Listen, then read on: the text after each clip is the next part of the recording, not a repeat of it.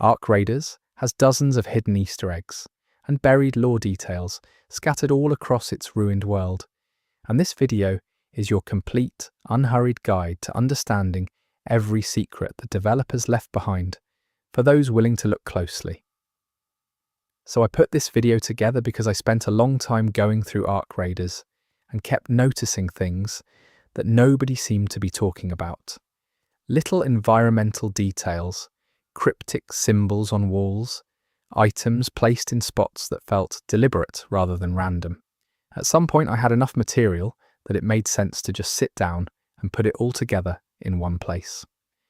One thing I want to mention up front is that when I was assembling this, I made the choice to lean into interpretation over certainty. A lot of what I cover here is not confirmed by the developers. It is the kind of thing that points toward an idea or suggests a story without spelling it out. I found that more interesting than pretending I had all the answers. Before I move forward, I'm counting on you to support my channel by clicking that tiny subscribe button so that we can spread these amazing videos to folks like you around the world. Thank you. Chapter 1. The Machines That Fell from the Sky. The first time most players encounter an Ark unit up close, the natural reaction is to either run or fight. What very few players do is stop and actually look at the thing, and that is a shame, because the Ark units in this game are loaded with small details that the developers clearly put a lot of thought into. The surface textures, the way joints move, the faint markings etched into their chassis, all of it suggests a design philosophy that goes deeper than what you need to know just to survive the game. One of the earliest Easter eggs that players have pointed out is a series of markings found on the lower chassis of the heavy Ark units. These markings are easy to miss because you are rarely in a position to be looking at an Ark unit from below without being in serious danger. But players who have managed to get screenshots or slow the footage down have noticed what appears to be a batch number or manufacturing identifier. The format of these numbers suggests a production run, which in turn suggests that these machines were built in enormous quantities somewhere. The interesting thing about those batch numbers is what they imply about the scale of the Ark. If each unit in a production run is numbered sequentially, and if the numbers visible in the game represent only a small fraction of what was presumably manufactured, then the total number of Ark units that presumably fell during whatever event brought them to Earth is staggering. This is not spelled out anywhere in the game. It is simply one possible reading of a detail that most players sprint past without a second glance. There is also the question of what the Ark units are actually doing when they are not actively hunting raiders. Players who have taken the time to observe Ark behavior from a safe distance have noticed that they sometimes appear to be performing tasks that have nothing to do with combat. Some units will repeatedly scan the same area. Others will move objects in ways that seem purposeful.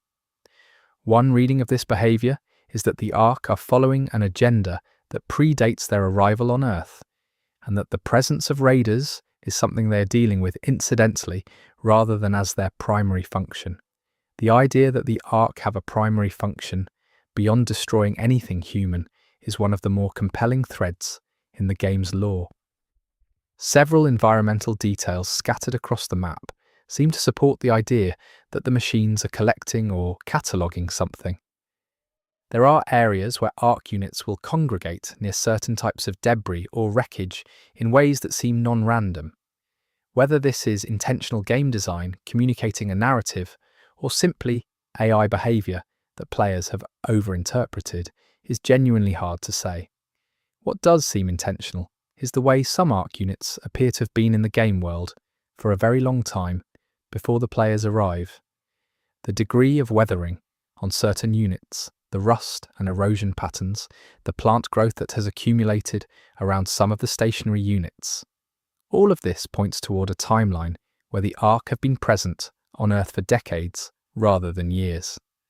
The world of Ark Raiders does not feel like a fresh invasion. It feels like the aftermath of one. Some players have noted that the Ark units seem to treat certain areas of the map as off-limits for reasons that are never explained.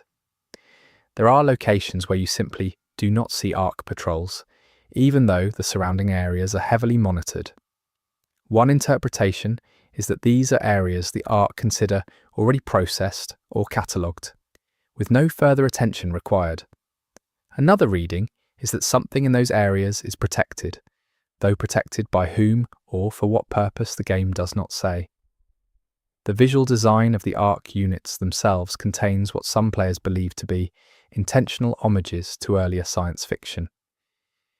The aesthetic clearly draws from a tradition of robotic design that goes back decades, and some of the units' silhouettes are close enough to specific cultural touchstones that it feels deliberate. Whether these are Easter eggs in the traditional sense, deliberately placed references for players to find, or simply the natural result of a design team working within an established visual language, is something reasonable people can disagree on. One detail that feels harder to explain as accidental is a specific decal found on certain Ark units that appears to incorporate a stylized human face. It is small and rendered in a way that could easily be read as abstract geometric decoration. But players who have looked closely argue that the proportions are too human-shaped to be coincidental. If this is intentional, it raises a question about what the Ark understand about humanity, or what they were designed to recognize. The sounds the Ark units make are another area where the developers seem to have embedded more meaning than is strictly necessary for gameplay. The audio design is notably complex, with layers of mechanical noise that include what some players have identified as corrupted or processed vocalizations buried in the mix. These are not loud or obvious. They are the kind of thing you notice on headphones in a quiet room, and then immediately start wondering whether you actually heard what you think you heard. There are specific Ark unit types that appear only in certain areas of the map, and the relationship between unit type and location seems to follow a logic that the game never explicitly explains. The heavier, more heavily armoured units tend to cluster near locations that appear to have been significant in the pre-Ark world. Industrial sites, infrastructure nodes, that kind of thing. The lighter, faster units tend to cover open ground. One reading of this distribution is that the Ark are protecting specific assets rather than simply patrolling territory. Players have documented a behaviour in some Ark units where they will pause and appear to transmit or receive data before resuming their patrol. The pause is brief, but it is consistent enough that it seems coded rather than random. What these transmissions contain, or who or what receives them, is not something the game addresses directly, but the behaviour suggests a networked intelligence rather than a collection of independent machines, which has implications for how the Ark might be understood as a faction rather than just an obstacle. The wreckage of Ark units that have been destroyed is itself a source of interesting detail. Players have noted that some wrecked Ark units contain components that appear to predate the rest of the machine's construction, as though older technology was incorporated into a newer chassis.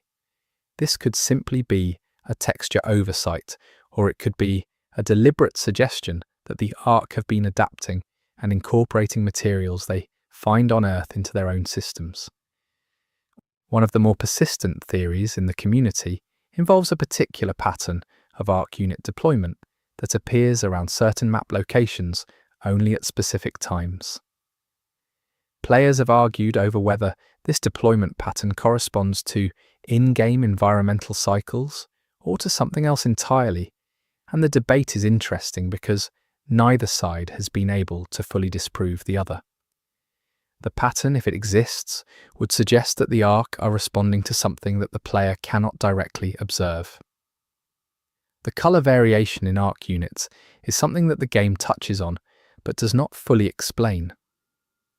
Most units fall within a fairly consistent palette, but there are rare variants that display noticeably different coloration. The community has documented several of these, and the locations where they tend to appear are consistent enough that the variation does not seem random. Whether different colours indicate different functions, different ages, or something else is open to interpretation. Among the environmental storytelling details that seem to relate to the Ark specifically, there is a recurring motif of circular burn patterns on the ground in areas where Ark units are known to operate. These patterns do not match the visual effects of any Ark weapon that players have identified, which suggests they were made by something that either no longer exists or that has not been observed in action. This kind of detail is exactly the sort of thing that a careful environmental artist would place to imply a history that the player was not present for. The Ark units in Ark Raiders are not presented as mindless killing machines, and this is one of the things that makes the lore interesting rather than straightforward. There is a quality to their behaviour that suggests purposeful action in pursuit of goals that are simply not legible to the player. The game does not explain those goals, it just shows you the machines pursuing them and leaves the interpretation to you. Some of the more unusual Ark unit behaviours involve what appear to be interactions between units of different types. Heavier units will sometimes pause and appear to orient toward a smaller unit, and the smaller unit will then move in a different direction than it had been going. Players have read this as a command and response dynamic, which would imply a hierarchy within the Ark forces. If that hierarchy exists, it means the Ark are more organised than a simple patrol AI would require. There is a specific Ark unit variant that some players have taken to calling the Observer, not because the game names it this, but because its behaviour pattern involves a lot of extended scanning without engaging in combat unless directly threatened. These units appear in small numbers but in specific locations, and their presence in an area seems to correlate with a higher density of lore items and environmental details nearby.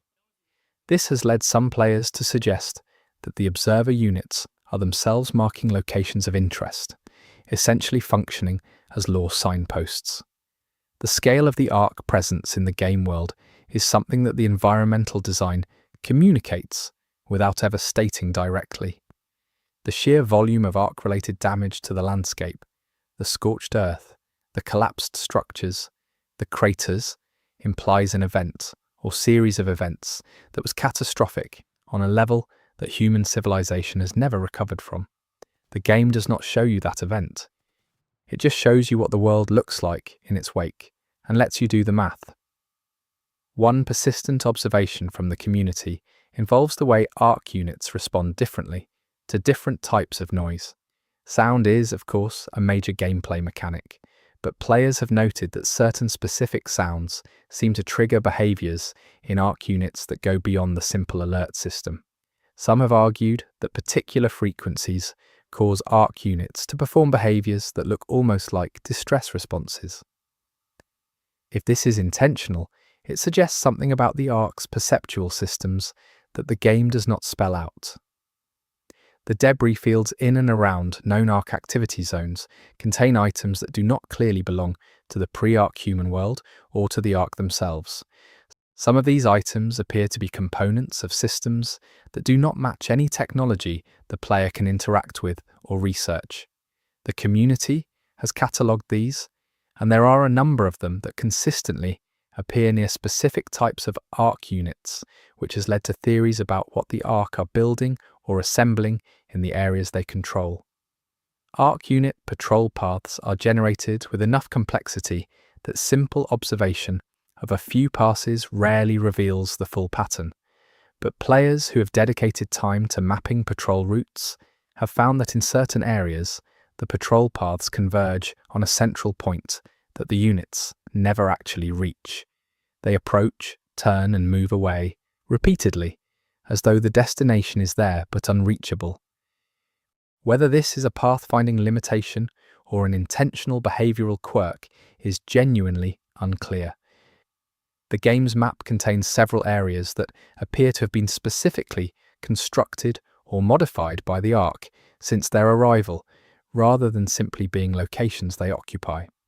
The modifications are subtle: reinforced choke points, cleared sightlines, repositioned debris, but consistent enough that some players have argued these are locations where the Ark have been operating for long enough to have made deliberate improvements to their environment.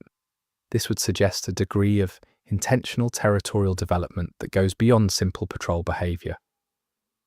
Among the Easter eggs that point most directly to deliberate developer placement, there is a series of markings found on walls in a specific section of one of the game's larger zones. These markings are arranged in a pattern that some players have argued forms a crude map. The map, if that is what it is, does not correspond to the game's actual geography in any obvious way. One reading is that it represents something the developers intend to add in future content. Another is that it represents something within the existing game that players have not yet located. The Ark units in Ark Raiders do not appear to sleep or power down, which is itself a detail worth sitting with. In most games with robotic enemies, there are inactive variants or states that serve as a kind of visual shorthand for safety. Ark Raiders does not offer this. The machines are always active, always scanning, always present. This design choice communicates something about the world without having to state it. There is no safe time, no window of reduced vigilance. The Ark are constant.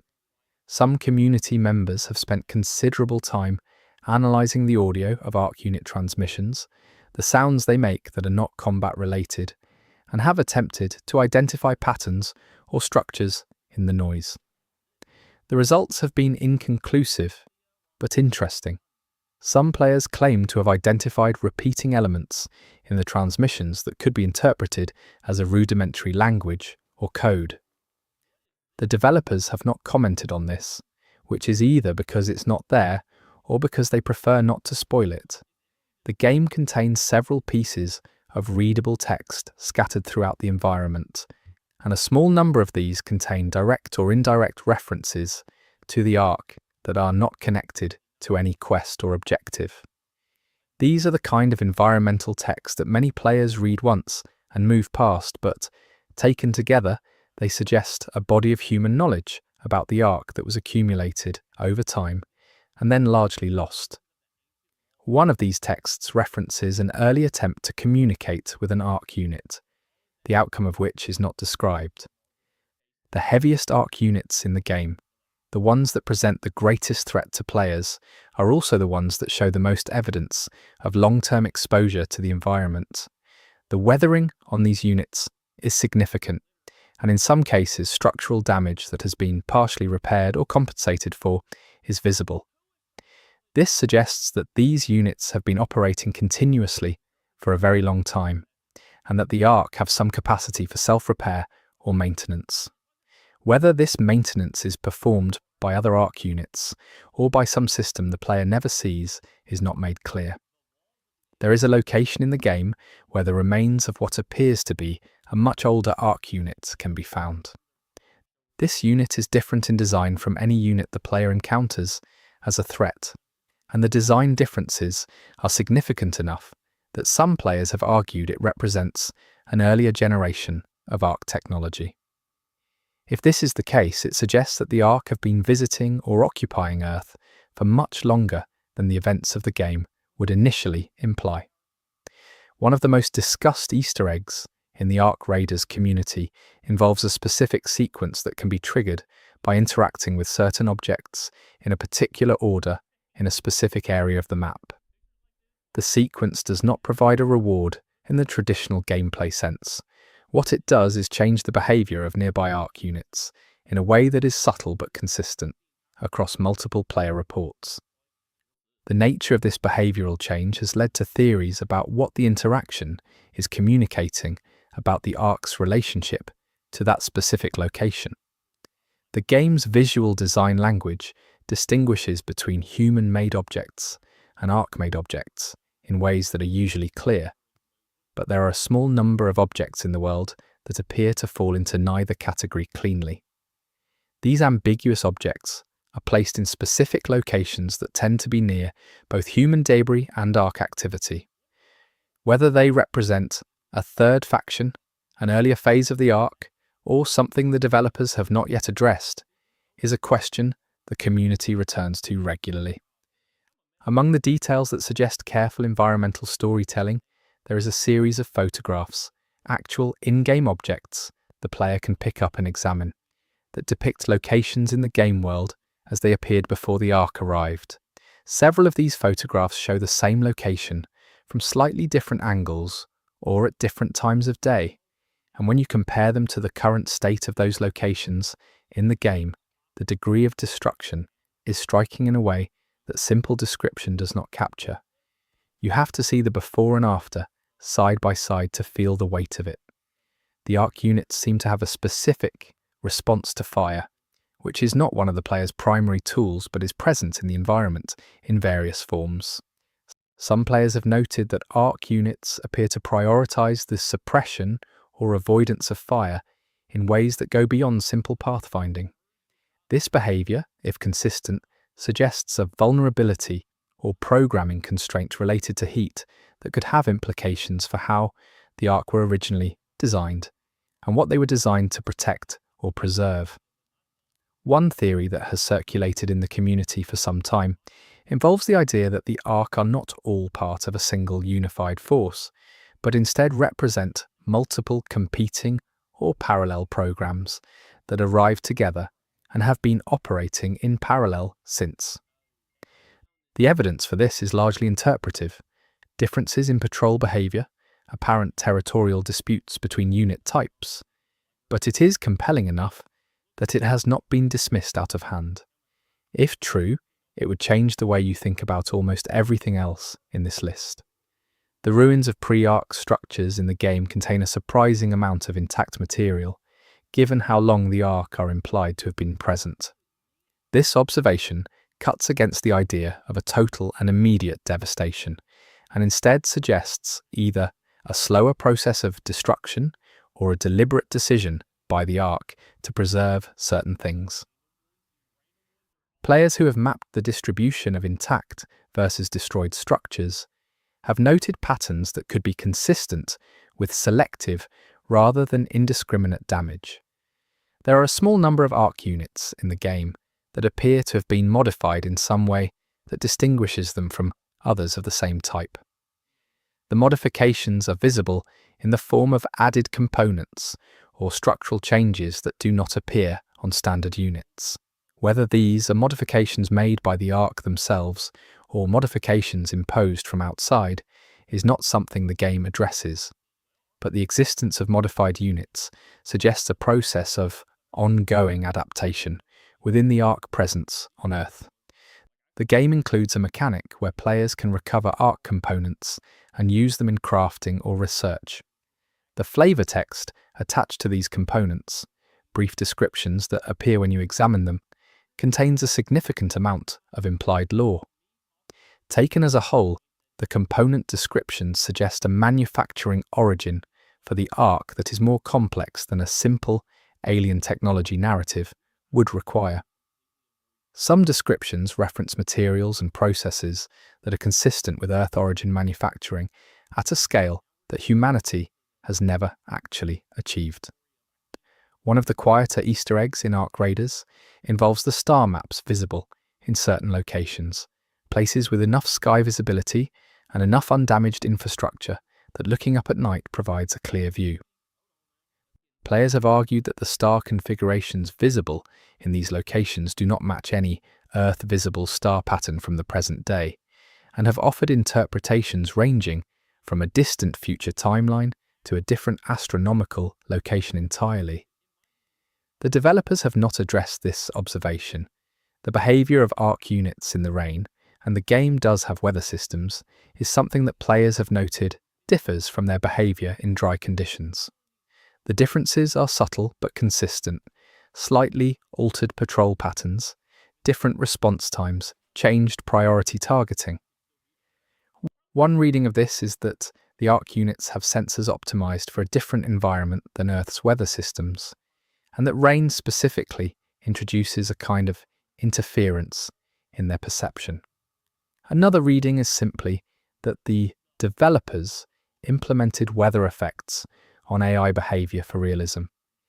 There is an ongoing community effort to document all of the Ark-related text that appears in the game: inscriptions, printed materials, digital fragments, and compile it into something resembling a timeline. The project is not complete, but the partial timeline that has been assembled suggests a sequence of events that differs in some ways from what most players assume based on the surface-level narrative. The most interesting divergence involves the timing of when the Ark first arrived versus when they first became actively hostile. Among the items players can recover in Ark Raiders, there is a category of objects that appear to be Ark origin but that contain human-readable text or symbols. The presence of human language elements in what are otherwise alien or post-human artifacts is striking, and the community has spent a lot of time trying to determine whether this represents Ark mimicry of human communication, or whether it suggests a more complex relationship between the Ark and humanity that predates the events of the game. The sound design in areas of heavy Ark activity includes a low-frequency hum that is consistent across different gameplay sessions and different areas. Players who have analysed this frequency note that it falls within a range that is associated with certain types of industrial machinery and electrical systems. Whether this is ambient environmental audio added for atmosphere, or a deliberate design choice intended to suggest something specific about the Ark's infrastructure, is not something the game addresses directly. But it is the kind of detail that once you notice it, is hard to stop noticing. Some players have found that certain Ark units will not engage in combat under specific conditions that go beyond the standard stealth mechanic. In particular, there appear to be cases where Ark units that have clearly detected a player will hesitate or fail to attack in ways that seem inconsistent with their usual behaviour. The community has documented enough cases of this to suggest it is not random, but the pattern that governs it has not been conclusively identified. One interpretation is that the Ark have a specific protocol for dealing with humans that does not always default to immediate destruction. The environmental design of Ark Raiders places a significant amount of weight on the period immediately before the Ark's arrival, the last days of the old world, essentially, and the details in that environmental storytelling are worth paying attention to. Calendars stopped at specific dates, clocks frozen at specific times, food and supplies prepared and then abandoned. All of it communicates a moment of sudden catastrophic interruption. But the specific dates and times where they can be read are not random. Players who have compiled them have noted a pattern that suggests the disruption was not instantaneous everywhere, but rolled across different areas at different times. One of the details that the community returns to frequently is the apparent design language shared between certain Ark unit types and certain pre-Ark structures in the game world. This overlap in aesthetic is striking, and one reading of it is that the Ark's design was influenced by human industrial design, that something about the relationship between the Ark and humanity predates their arrival. Another reading is that the overlap is intentional on the part of the developers as a storytelling device, suggesting a world where the line between what is human-made and what is Ark-made has become genuinely blurred. There are locations in the game that appear on the map, but that are physically unreachable by standard player movement. These locations are visible from a distance and contain Ark activity, but accessing them requires either a specific route that has not been widely documented or the kind of out-of-bounds movement that most players never attempt. The community has reached a small number of these areas and documented what they contain. What is notable is that the contents of these areas appear fully realised, not placeholder assets or empty space, but detailed environmental design that could reasonably contain lore that most players will never see. The final thing worth noting in this first survey of Ark unit details is the way the game handles Ark unit death. When a unit is destroyed, the process is not instantaneous, and the behaviour of a unit in the moments before it goes down is different from its combat behaviour. Some players have read these final moment behaviours as a transmission or data dump, the unit sending its last recorded information to some receiver. Others have suggested that the behaviour looks more like a distress signal. The difference between those two interpretations, information management versus distress, has implications for how you understand the Ark as entities, and it is a question the game does not answer. Chapter 2. The Raider Settlements and What They Left Behind. The underground settlements of Ark Raiders are, on a surface level, a backdrop for the game's economic and social systems. They are where you upgrade gear, take contracts, and interact with NPCs. But the settlements are also full of environmental detail that tells a story about how human civilization has adapted to a world where the surface is hostile, and the details of that adaptation are worth examining closely. The architecture of the settlements is one of the first things a careful player will notice. Nothing is built for permanence or comfort. Everything is built for function and concealment. The settlement spaces feel improvised in a way that communicates decades of accumulated problem-solving rather than any central plan. One reading of the settlement design is that the people who built these spaces had to figure everything out from scratch, without access to the kind of resources or knowledge that pre-Ark civilization would have taken for granted. Among the most frequently cited Easter eggs in the settlement areas are the posters and printed materials that appear on walls and surfaces throughout. Some of these are clearly practical, maps, schedules, warnings, but others appear to be decorative or cultural artifacts, things the settlers have kept because they connect to a world that no longer exists. Players who have read all of the readable text in the settlements have noted a range of references that spans from the immediately practical to the surprisingly intimate, including what appear to be personal notes that were never intended for a general audience. The lighting systems in the settlements are worth paying attention to. The game uses a combination of salvaged electrical systems and what appear to be Ark-derived power sources, and the different light sources have slightly different qualities. Players who have paid attention to the lighting have noted that the Ark-derived light sources pulse at a frequency that is consistent with what has been documented in the ambient hum of Ark-heavy surface areas.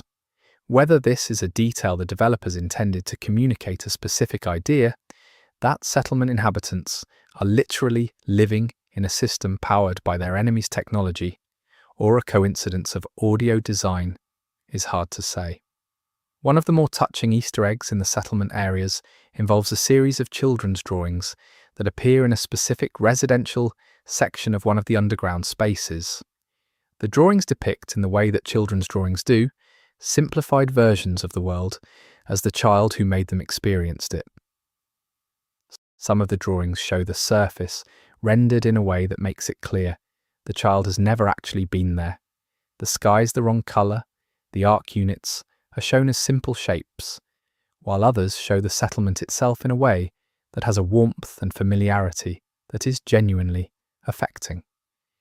These drawings are easy to walk past. They do not have any gameplay function, but they are among the most effective pieces of environmental storytelling in the game. The food systems depicted in the settlements are a subject that the game touches on without fully explaining. There are spaces that appear to serve as growing areas, but the scale of what is visible does not seem sufficient to support the implied population.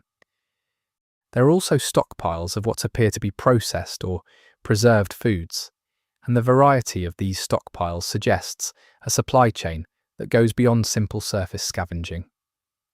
One reading of the settlement economy is that there is a significant amount of trade happening between settlements, that the player is not directly shown, and that the settlements are more interconnected than the game's moment-to-moment design suggests. The maps that appear in the settlements are another rich source of environmental detail. These are not the game's player-facing map system, but physical maps, hand-drawn, printed, or assembled from multiple sources that appear on tables and walls in various NPC spaces.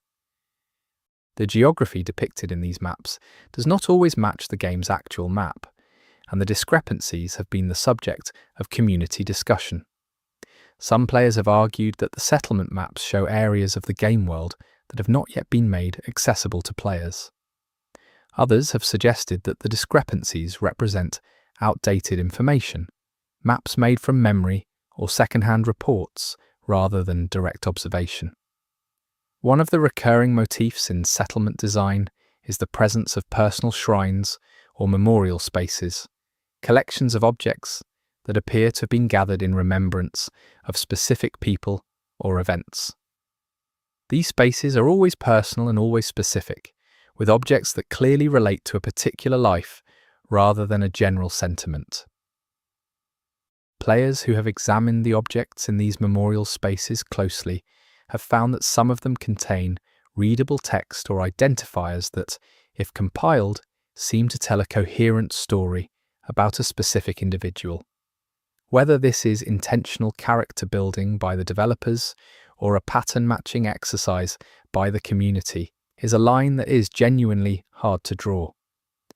The settlement NPCs in Ark Raiders are designed with a level of behavioural specificity that suggests careful thought about who each character is and how they relate to the space they occupy. But beyond the named NPCs with dialogue, the unnamed background characters, the ones who are just there, doing things, being part of the world, also repay attention. Some of these characters perform actions that, if you watch them long enough, suggest specific skills or histories. A character who handles salvaged electronics with a particular kind of competence. A character whose posture or movement communicates a physical history that dialogue never addresses. These are small things, but they are the kind of small things that make a world feel inhabited. The walls of the settlements contain in several places what appear to be annotated records of Ark encounters, observations, warnings, tactical notes accumulated over many years. These records are not always legible, and some of them are overlaid with newer records in a way that creates a layered history of accumulated knowledge.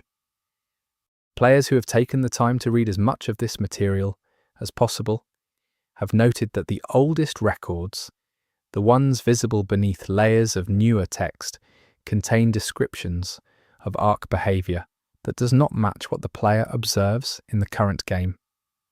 This could be explained by Ark behavioural evolution over time, or by the inaccuracy of early observers who did not yet understand what they were dealing with. The settlement areas contain evidence of previous expansions and contractions, sections that were clearly once inhabited and are now sealed off or repurposed, and conversely, sections that appear newer and were clearly added to existing infrastructure. Reading the physical history of the settlement spaces is possible if you pay attention to the way materials and construction styles change across different parts of the same structure. This kind of detail communicates a long and complicated history without using a single word of explicit exposition. Among the objects players can examine in settlement spaces, there is a category that appears to be records of the surface, journals, logs, reports, written by raiders who came before. The content of these records varies from purely practical information about surface hazards to more personal reflections on what the surface looks like and what it feels like to be there. Some of the more personal records are striking for the quality of attention they bring to details that have no survival value. The way light falls on a ruined building, the sound of wind in an area where no wind should logically be present. These records suggest that the compulsion to notice and record beauty survived to the end of the world. One detail in the settlements that is easy to miss is the way that the passage of time is marked.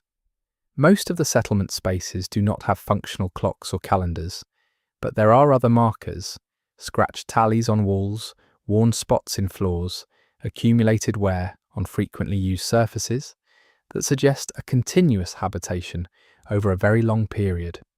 The game does not tell you how long people have been living in these underground spaces. The environmental design implies it. The medical and repair spaces in the settlements contain a level of detail that rewards examination. The tools and materials present in these spaces reflect a pragmatic improvisation, working with whatever is available, combining materials from multiple sources, maintaining functionality, at the expense of anything that is not strictly necessary. There are items in these spaces that clearly began their existence as something other than medical or repair equipment, and have been repurposed in ways that are sometimes obvious and sometimes surprisingly clever. These details communicate something about the resourcefulness and resilience of settlement culture without making a speech about it. Some of the most interesting Easter eggs in the settlement areas involve the religious or spiritual life of the inhabitants. The game does not address this directly in any of its primary narrative content, but the environmental design contains a number of objects and spaces that suggest some form of spiritual practice or belief has developed in the underground communities. These are not references to any specific real-world religion, but appear to be something that has developed organically in response to the specific circumstances of underground survival. The details are subtle and not flagged in any way, which makes finding them feel genuinely rewarding. The entertainment spaces in the settlements, places where people apparently gather for purposes that are not purely functional, are among the most humanizing details in the game.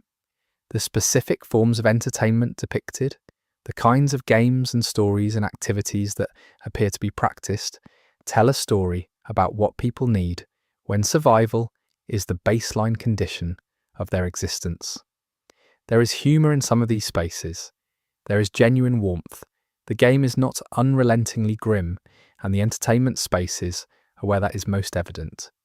One community project that emerged from careful attention to settlement details involves an attempt to identify and track specific named individuals across multiple pieces of environmental text.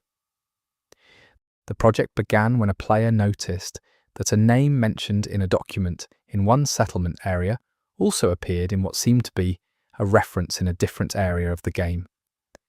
This kind of cross-reference, if intentional, would suggest that the developers have planted the traces of specific character histories throughout the game world, distributed across locations in a way that requires dedicated attention to piece together. The plants that appear in the settlement growing areas are not all generic props. Some players have noted that specific plant species are depicted and that the choice of species has practical implications. These are plants that are edible or that have medicinal applications or that can survive in low-light conditions. The specificity of the plant choices suggests either careful research or a designer who simply knows their botany, and in either case, it adds a layer of believability to the settlement survival economy that most players never think about. Among the pieces of salvaged technology that appear in settlement spaces, there is a small number of items that appear to be Ark-derived rather than pre-Ark human technology. These items are not labelled or identified as Ark technology, and they are placed in spaces where they would be used or treated as ordinary settlement equipment. Players who have documented these items have speculated about what it means that settlers are apparently incorporating Ark technology into their daily lives, and whether this incorporation represents a pragmatic adaptation or something more complex. The water systems in the settlement areas are a recurring subject of environmental detail.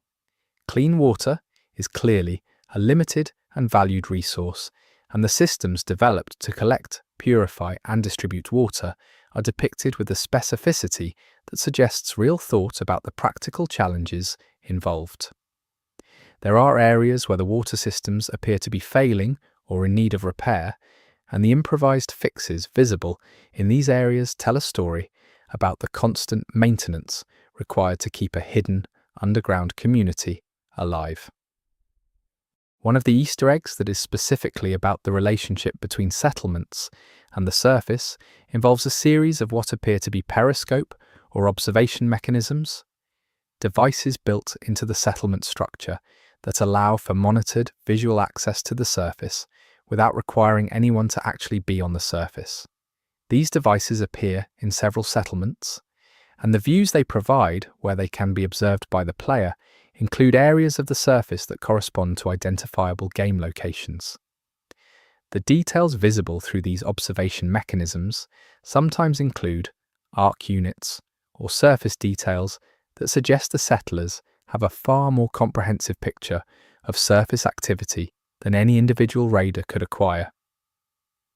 The language that appears in settlement text is not entirely consistent, and players who have paid close attention have noted what appear to be regional or community-specific variations, words and phrases that appear only in certain settlement areas, terminology that suggests different communities develop their own specialized vocabulary in response to their specific environments and challenges.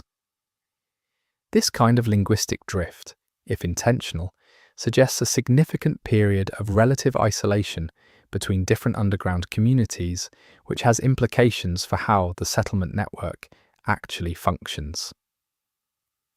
Among the most significant Easter eggs in the settlement areas, in terms of lore implications, is what appears to be a record of first contact between the underground communities and the surface.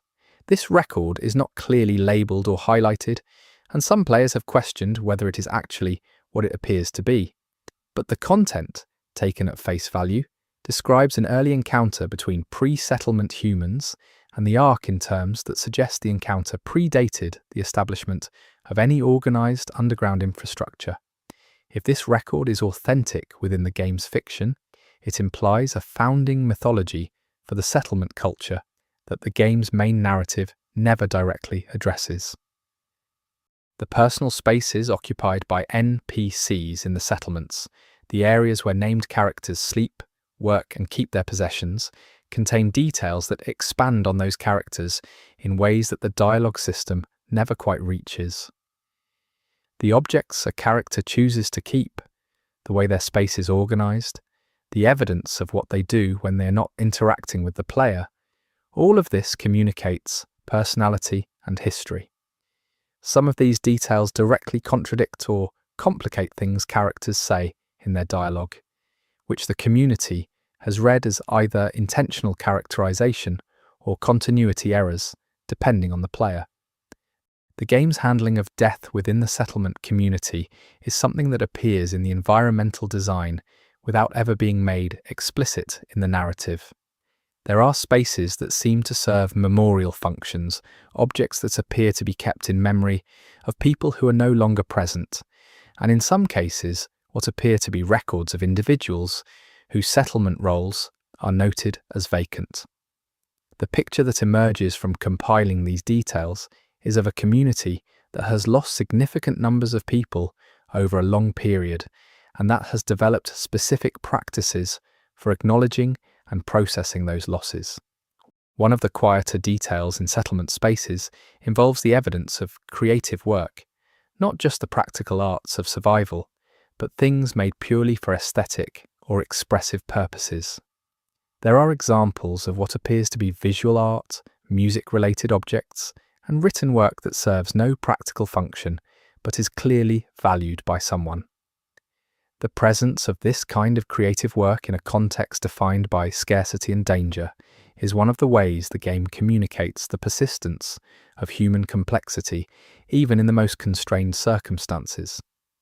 The construction materials used in different parts of the same settlement tell a story about the order in which spaces were built and what materials were available at each stage. Reading these material histories is something players can do by simply paying attention to what things are made of, and the story they tell is consistent enough to be interesting. The oldest parts of the settlements tend to be built from pre-Ark materials that were clearly salvaged from surface structures. The newer additions incorporate more improvised and hybrid materials, including, in some cases, Ark components.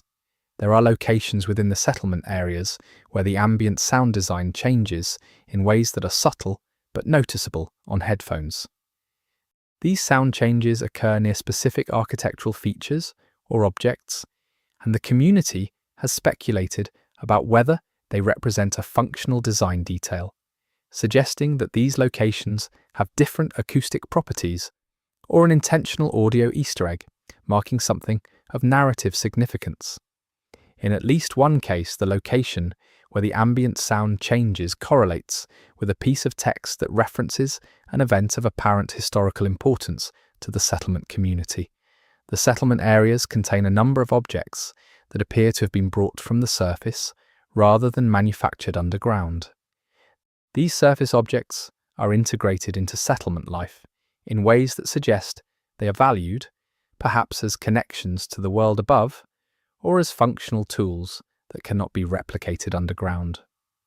Some of these objects show evidence of Ark interaction, minor damage, residue, modifications that suggest they were acquired in circumstances that were not entirely safe.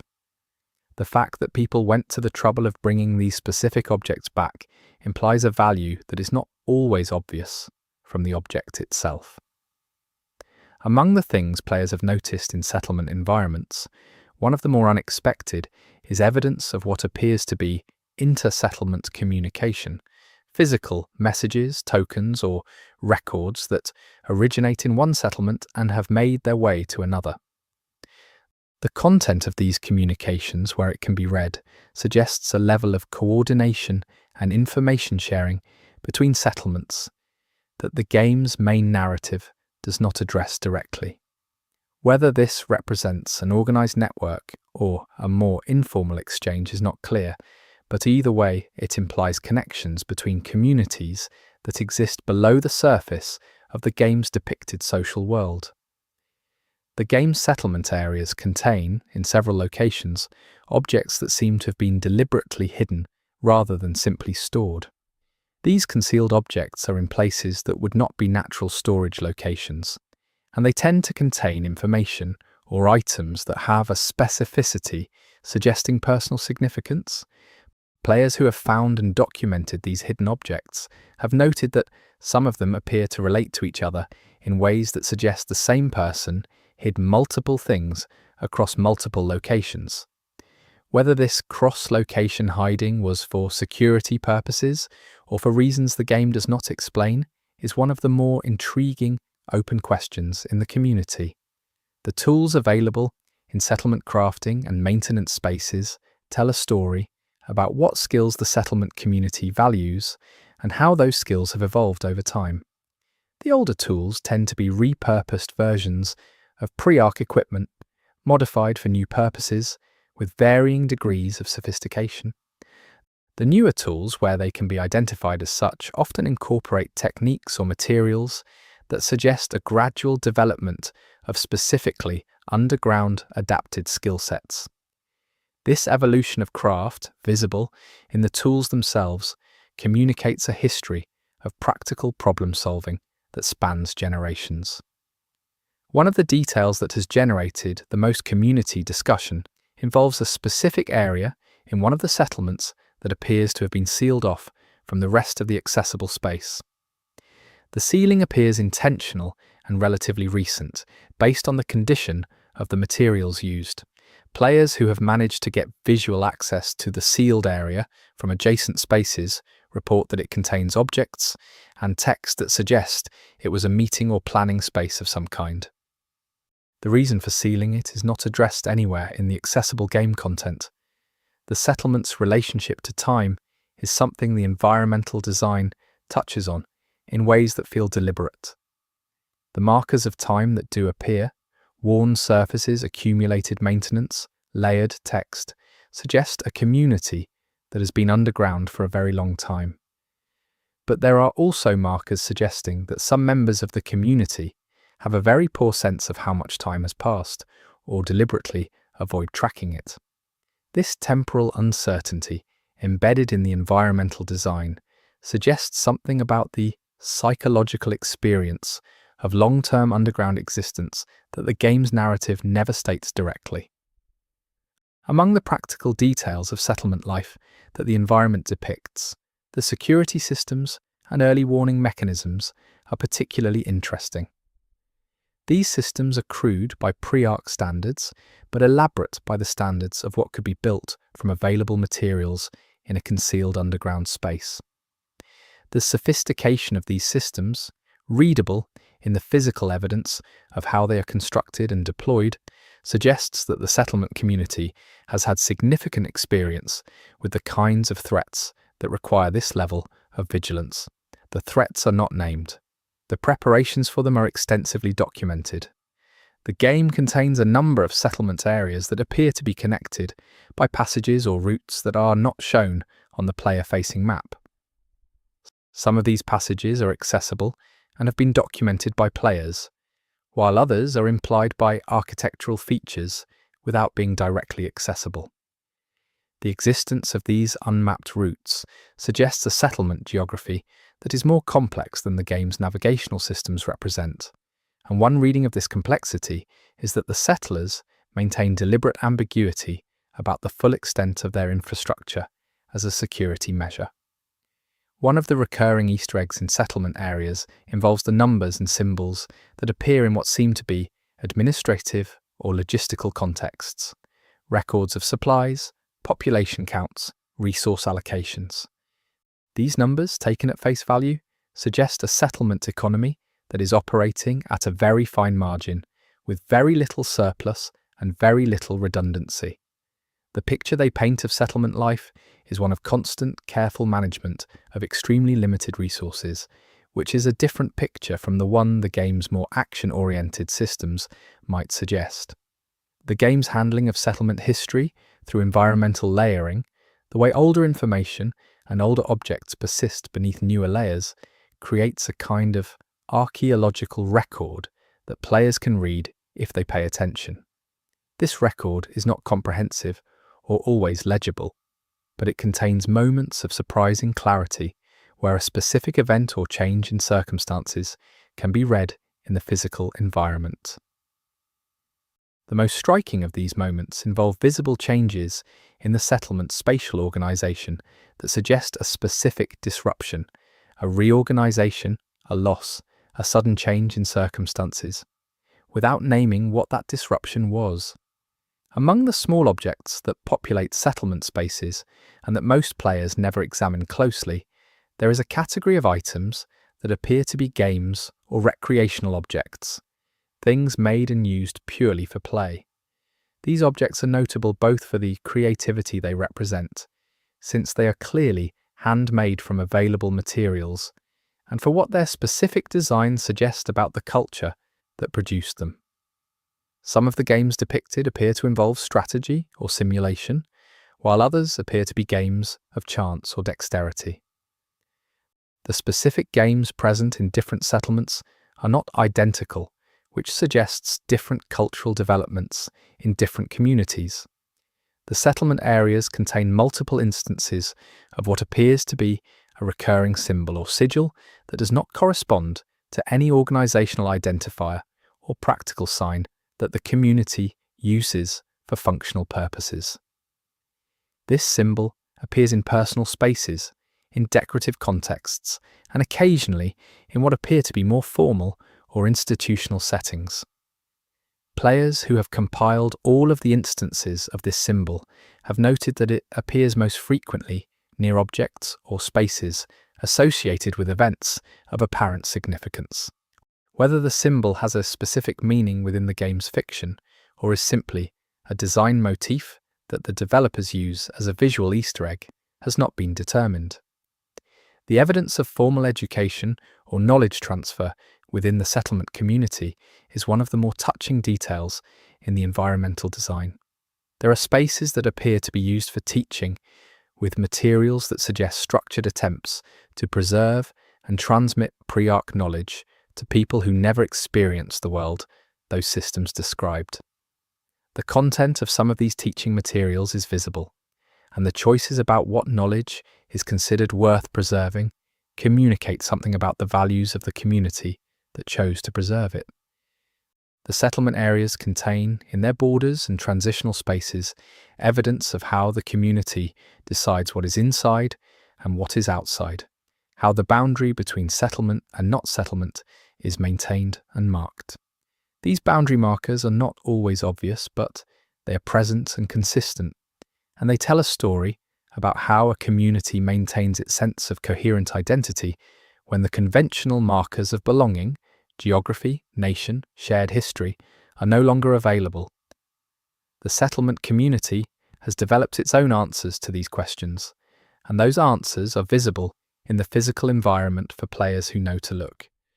One final detail worth noting in this survey of settlement environments is the way the game handles the relationship between the settlements and the larger world above. The settlements are underground, but they are not entirely self-contained. They depend on the surface for resources, and they are defined in many ways by their relationship to the threat above them.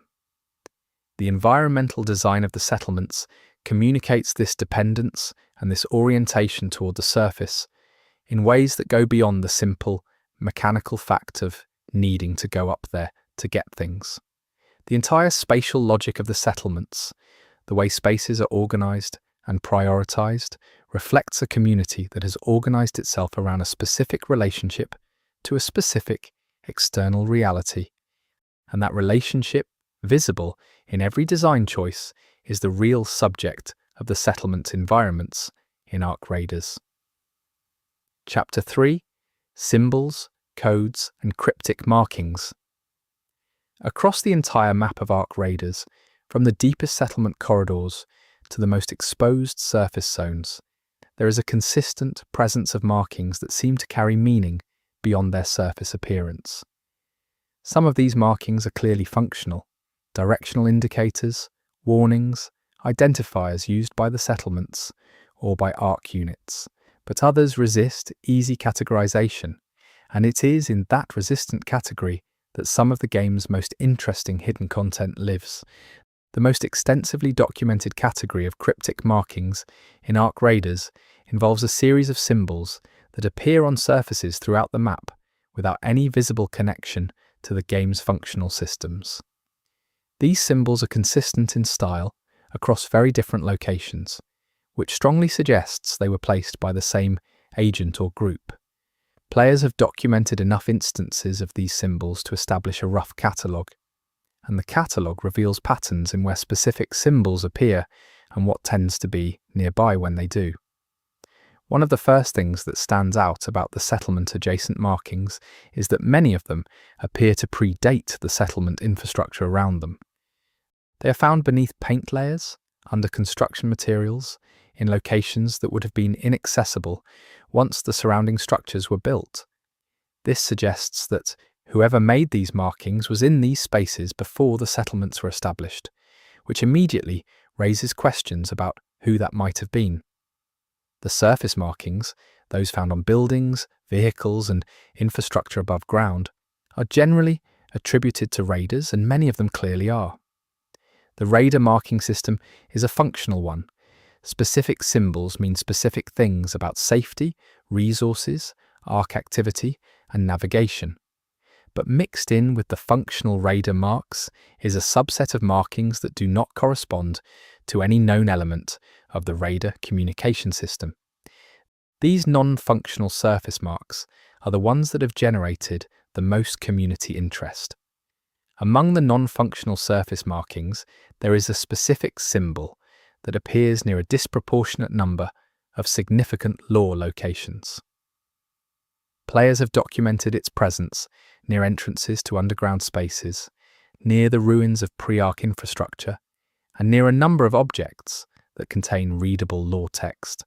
The frequency of this correlation is high enough that most community members treat it as meaningful rather than coincidental. What it means, whether it is a marker placed deliberately by an in-game agent or a developer Easter egg marking points of narrative interest, is not settled. The markings found on Ark units are in a different category from the surface and settlement markings, but they intersect with them in at least one documented instance. There is a specific symbol that appears on a small number of Ark units and that also appears in the non-functional raider mark subset. The appearance of the same symbol in both contexts is one of the more striking details that the community has documented, and the interpretations it has generated range from the straightforward to the elaborate. Some players have approached the cryptic markings as a cipher, a coded message that can be decoded if the correct key is found. This approach has not produced a definitive result, but it has produced a number of partial or provisional decodes that the community has found compelling.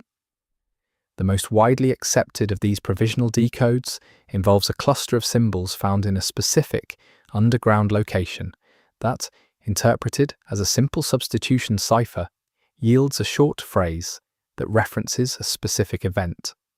Whether this decode is correct or a case of seeing patterns in noise is genuinely hard to determine. The placement of markings in the game world is not random in terms of height or orientation.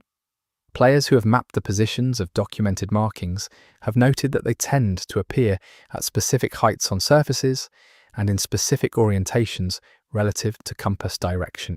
This consistency suggests that whoever placed the markings was using a system that governed not just what mark to place, but where and how. A system this specific implies either a single careful author or a group using a shared set of conventions. Among the markings found in settlement areas, there is a distinction between markings that appear in public spaces and those that appear in private or restricted spaces. The markings in public spaces tend to be more conventionalized, more consistent with the functional marking system, while those in private spaces are more varied and harder to categorize. This distribution could simply reflect the different context in which marks are made. But it could also suggest that certain types of marking are deliberately reserved for contexts where they will be seen only by specific people. One of the more intriguing discoveries in the community involves a location where markings from two different apparent marking traditions appear in close proximity. The two traditions, distinguished by style, material, and apparent age, seem to be responding to each other. One set of marks appears to have been made in response to a pre-existing set, as though a second party found marks made by a first party and added their own.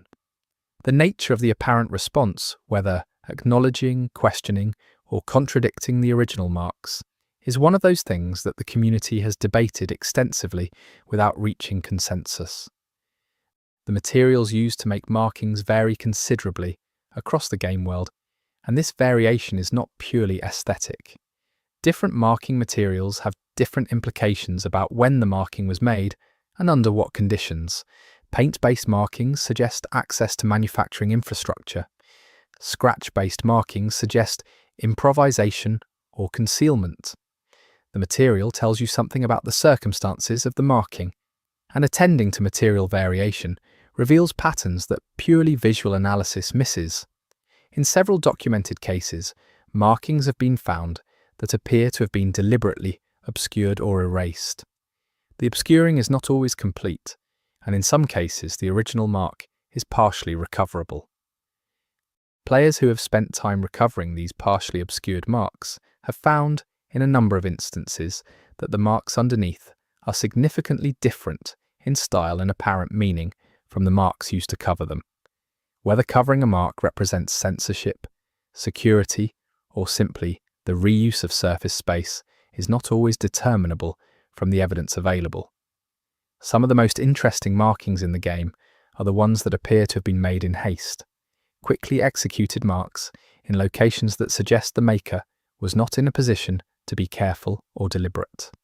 These hasty markings are harder to decode than more deliberate ones, but their locations are often striking.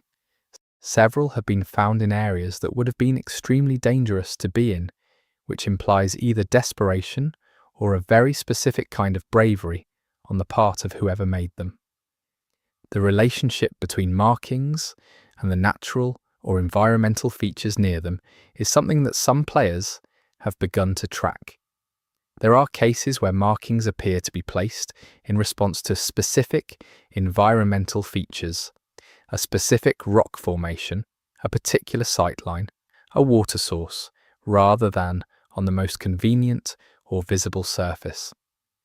Markings that respond to the environment in this way suggest an author with a specific spatial awareness and a specific reason to mark relationships between movable and immovable features. One of the details that comes up repeatedly in community discussions about markings is the question of audience. Markings imply a reader. The placement and style of markings carries information about who the marker intended to read them. A general audience, a specific person, a future finder rather than a contemporary. Attending to the question of implied audience when looking at markings in Ark Raiders reveals that different marking traditions seem to have different intended readerships, which is itself a form of information about the social world in which the markings were made. The game includes, in at least 2 documented locations, what appear to be deliberate sequences of marks arranged to form a visual narrative. These narrative sequences tell stories in the way that sequential images have always told stories, without needing a verbal language. Players who have found these sequences have noted that the stories they tell are consistent with known elements of the game's lore, while also containing details that do not appear in any other lore source. If the sequences are intentional developer content rather than community interpretation of abstract marks, they represent some of the most interesting hidden lore in the game. Among the marks found near Ark activity zones, there is a category that appears to have been made by humans who were watching Ark units. These observational marks, tallies, diagrams, what appear to be behavioural notes, are found in positions with good sightlines on known Ark patrol routes. The marks suggest a systematic effort to understand Ark behaviour by direct observation over extended periods, which implies both tremendous patience and tremendous risk on the part of the observers. Some of these observational records are detailed enough to be useful tactical information, and players have argued that they should be understood as deliberate aids to future raiders rather than personal records. The consistency of certain symbols across the entire game map, appearing in locations that are geographically distant and that would have required significant effort to visit in sequence, is one of the strongest arguments for the symbols being meaningful rather than decorative. A mark that appears once could be incidental. A mark that appears in the same form in dozens of locations, placed in ways that follow consistent rules, is evidence of intent. What that intent was within the fiction of the game is what the community continues to work on. One player documented a route through the game world that, when mapped, revealed that visiting a specific sequence of marked locations in order traced a path that pointed to an unmapped area. The player followed the implied path and found a location that was not shown on any in-game or community map, containing a room with a higher density of marking than anywhere else they had documented. The room's contents, including a collection of readable text, represented one of the more significant single-session lore discoveries in the community's history. The tool marks visible on certain surfaces in the game, marks left not by people communicating, but by people working, occasionally spell out patterns that seem too regular to be accidental byproducts of labour. These ambiguous marks, at the boundary between functional trace and intentional mark, are among the hardest to classify. But in several cases, the patterns visible in tool marks correspond to patterns visible in clearly intentional markings elsewhere, which has led to the theory that some people in the game world use labour itself as a medium for communication. In the settlement areas, there is a tradition visible in the environmental design of marking significant transitions, thresholds between spaces, boundaries between different community areas, entrances to important rooms. The marks used for this purpose vary, but their placement is consistent enough to function as a system. Players who have attended to threshold markings throughout the settlements have found that a small number of thresholds are marked with symbols, not consistent with any known settlement marking tradition, suggesting either an older tradition that predates the current settlements or a marking made by someone not from the settlement community. One of the quieter details in the marking ecology of Ark Raiders is the evidence of children's marks, marks that are clearly made by young hands in the kinds of locations that children tend to occupy in any community. These marks are not cryptic in the way the more discussed markings are. They are simply what children have always made, drawings, names, games scratched into available surfaces. but their presence communicates something about the settlement community, that it contains children, that those children are mobile and active within the settlement space, and that the community has not or cannot prevent the accumulation of these small personal records on the walls of their shared world. The arc between the oldest documented markings and the newest, read through material analysis, position relative to later construction, and stylistic evolution, tells a story about how the practice of marking has changed over the history of the settlement and surface communities. The oldest marks tend to be more elaborate and more deliberate. Newer marks tend to be faster and more functional. One reading of this evolution is a shift from a culture with enough stability to develop marking as an art form to a culture under enough pressure to use it only as a tool. Among the most recent community discussions about markings is one centered on a series of marks found in a part of the map that was made accessible in a recent update. These marks are consistent in style with the older marking traditions documented elsewhere, which raises the question of whether they were placed by the same agent over a very long time, or whether a later agent was deliberately mimicking an older tradition. Either answer is interesting. The question of what the markings collectively mean, if they have a collective meaning, is one that the community has approached from several angles without arriving at a single, satisfying answer. Individual interpretations have been argued for and against. Partial systems have been proposed and partially validated. The marks remain, in their totality, something that resists complete systematization. And that resistance, if intentional on the part of the developers, is itself a form of communication about the world they are building. One thing that is worth noting as this chapter closes is that the marks are not static. Players who revisit marked locations at different times have noted, in a small number of cases, that marks have changed. New marks added near old ones, or in one documented case, a mark removed between two visits with no clear mechanism for its removal. Whether this represents a dynamic world state or a documentation error on the part of the players involved is not settled, but the possibility of dynamic marking is one of the more unsettling implications in this whole area of the game's hidden content. Chapter 4. The Ark's Descent, Environmental Clues to the Fall. The event that defines the world of Ark Raiders, the arrival of the Ark on Earth, is never depicted directly in the game. Players arrive in a world where the fall has already happened, where the catastrophe is historical rather than present. But the environmental design contains an enormous amount of information about that fall, and reading that information is one of the more rewarding things a careful player can do. The most direct evidence of the fall is visible in the landscape itself. The craters, the burned areas, the patterns of structural damage that do not correspond to any human weapon system. All of this points to an event that involved impacts or energetic releases of enormous scale across a very large area. The distribution of this physical evidence, mapped across the game's available territory, suggests that the fall was not a single event, but a series of events, or a continuous event extended over time, affecting different areas at different moments. Among the environmental details that speak most directly to the fall, there are areas where impact sites are visible that have been subsequently occupied by Ark units. These occupied impact sites are interesting because the occupying units have, in several documented cases, organized themselves around the impact site in a way that looks less like defensive positioning and more like attention paid to the site itself. One reading of this behavior is that impact sites retain some significance for the Ark beyond their tactical value.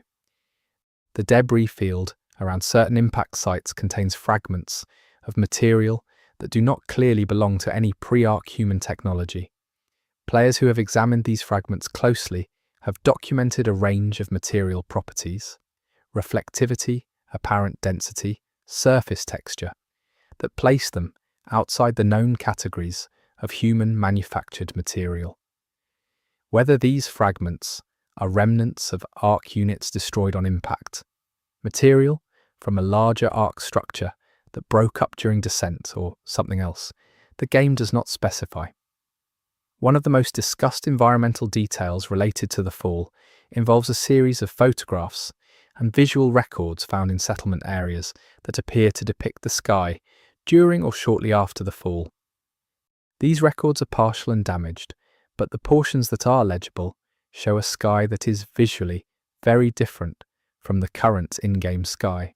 The specific differences, the presence of large luminous objects, patterns of light that do not correspond to known atmospheric phenomena, suggest an event of enormous visual scale that the current game world has only partially recovered from. The atmospheric effects visible in the game's current sky have been analysed by players looking for evidence of ongoing fall-related phenomena. The cloud formations and light patterns visible in certain weather conditions have generated community discussion about whether they represent a deliberately designed visual reference to the fall or simply the game's sky rendering system. In either case, the current sky in Ark Raiders does not feel like the sky of an unaffected world, and that visual quality communicates something about the ongoing nature of whatever the fall set in motion. There are structures in the game world that appear to have been specifically designed to observe or track objects in the sky, and these structures predate the fall. They were built by humans who anticipated or monitored some kind of extraterrestrial event before the Ark arrived. The existence of these pre-fall observation structures implies a level of advanced knowledge about the Ark, or at least about something like the Ark, that the game's main narrative does not address. Players who have found these structures and read the available text within them have documented details that suggest the observers had significant data, but not complete understanding of what they were tracking. The orientation of certain pre-fall structures relative to each other and to known impact sites is something that players with an interest in in-game geometry have analysed. The findings are not definitive, but they suggest that the fall did not arrive uniformly from all directions, that there was a preferred direction of approach that the pre-fall observers were tracking, and that the distribution of impact sites in the game world is consistent with that approach vector. Whether this represents careful world building or a coincidence of map design has not been determined. One of the more unusual environmental details related to the fall is a series of what appear to be pre-fall broadcast or communication records found in damaged but partially functional equipment in certain surface locations. The content of these records is fragmentary, but some players have been able to reconstruct portions of what appear to be official communications from the period immediately before the fall. The tone of these communications are measured, procedural, focused on logistics, contrasts with the scale of what was about to happen in a way that is quietly devastating. The animal life depicted in the game world, or more precisely, the near-total absence of it, is itself a detail that speaks to the fall and its aftermath. The pre-fall world implied by the game's environmental design was clearly a world with abundant animal life. The current world has very little. The transition between these two states is not depicted, but the comparison between what was present and what remains communicates something about the total ecological impact of the fall that no amount of explicit narration could fully convey. Among the ruins of pre-fall structures, there are occasional examples of what appears to have been rapid or unplanned modification, reinforcement, sealing, barricading carried out in haste with whatever materials were available. These modifications clearly post-date the original construction and predate the current state of the ruins, placing them in the period of the fall itself. Reading these modifications is a way of reading a specific moment of fear and improvisation, a human response to something overwhelming and sudden. The game contains several locations where pre-fall vehicles are preserved, not all destroyed or heavily damaged, but in states that suggest they were simply abandoned in place. The circumstances of abandonment visible in these vehicles are various. Some appear to have been abandoned in the middle of a journey, others in what might have been considered safe locations, others in configurations that suggest the occupants intended to return. The variety of abandonment circumstances suggests the fall was experienced differently in different places and that the human response to it was varied rather than uniform. One of the details that players cite most frequently when discussing fall-related environmental storytelling is a specific type of structural damage visible in certain buildings that appears to result from something very different from conventional blast damage or impact. The damage pattern, a specific kind of internal deformation that suggests forces acting from inside rather than outside or from a direction that does not correspond to any visible impact point, has generated theories about arc weapons or systems that are not represented in the current gameplay. Whether this represents a deliberate design detail, communicating something about the fall, or a visual inconsistency is genuinely unclear. The recovery or excavation of fall debris is something that the settlement economy clearly involves, and the evidence of this excavation is visible throughout the game world. But not all potential debris sites appear to have been excavated, and the pattern of which sites are excavated and which are not is interesting. The unearthed sites tend to be those with human-recognizable technology. Many of the sites with purely Ark origin material appear untouched. Whether this represents practical priorities or a cultural reluctance to handle Ark material is something the environmental design implies without stating. Some players have looked for evidence of how the fall changed the landscape over time, the ways in which the physical world has adjusted to the fall in the years since. There is evidence of plant regrowth in certain areas, of watercourse changes, of soil development over impact sites.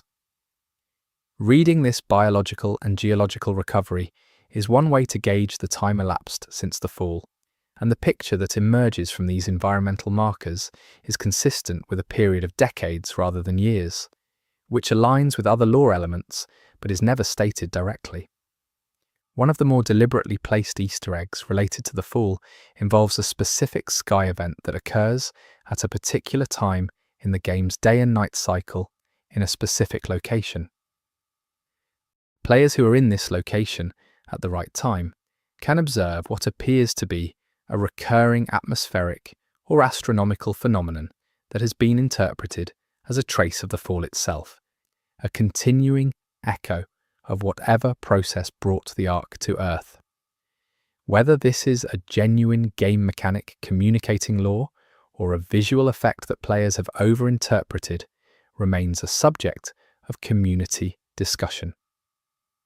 The game world contains a number of locations where the original ground surface is visible beneath later accumulation, and in several of these locations, the original surface shows markings or structures that predate anything in the visible game world by what appears to be a significant margin.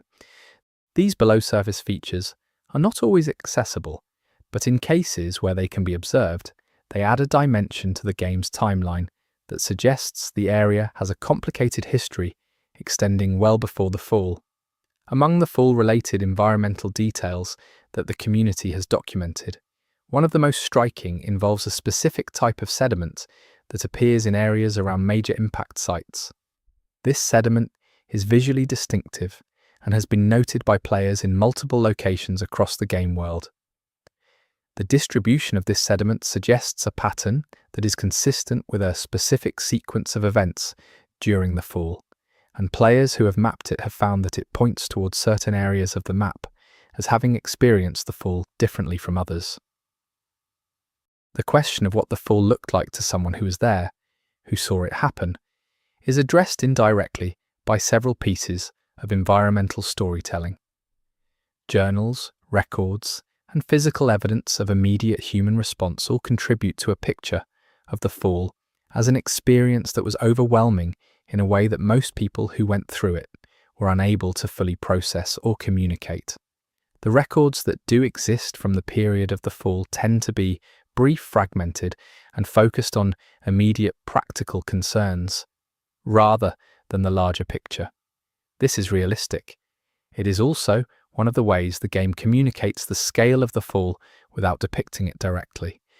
One of the less discussed, but more interesting fall-related details in the game involves the state of certain underground, pre-fall structures that appear to have been designed for long-term habitation in emergency conditions. These structures were clearly built before the fall, by people who anticipated the possibility of needing to shelter underground for extended periods.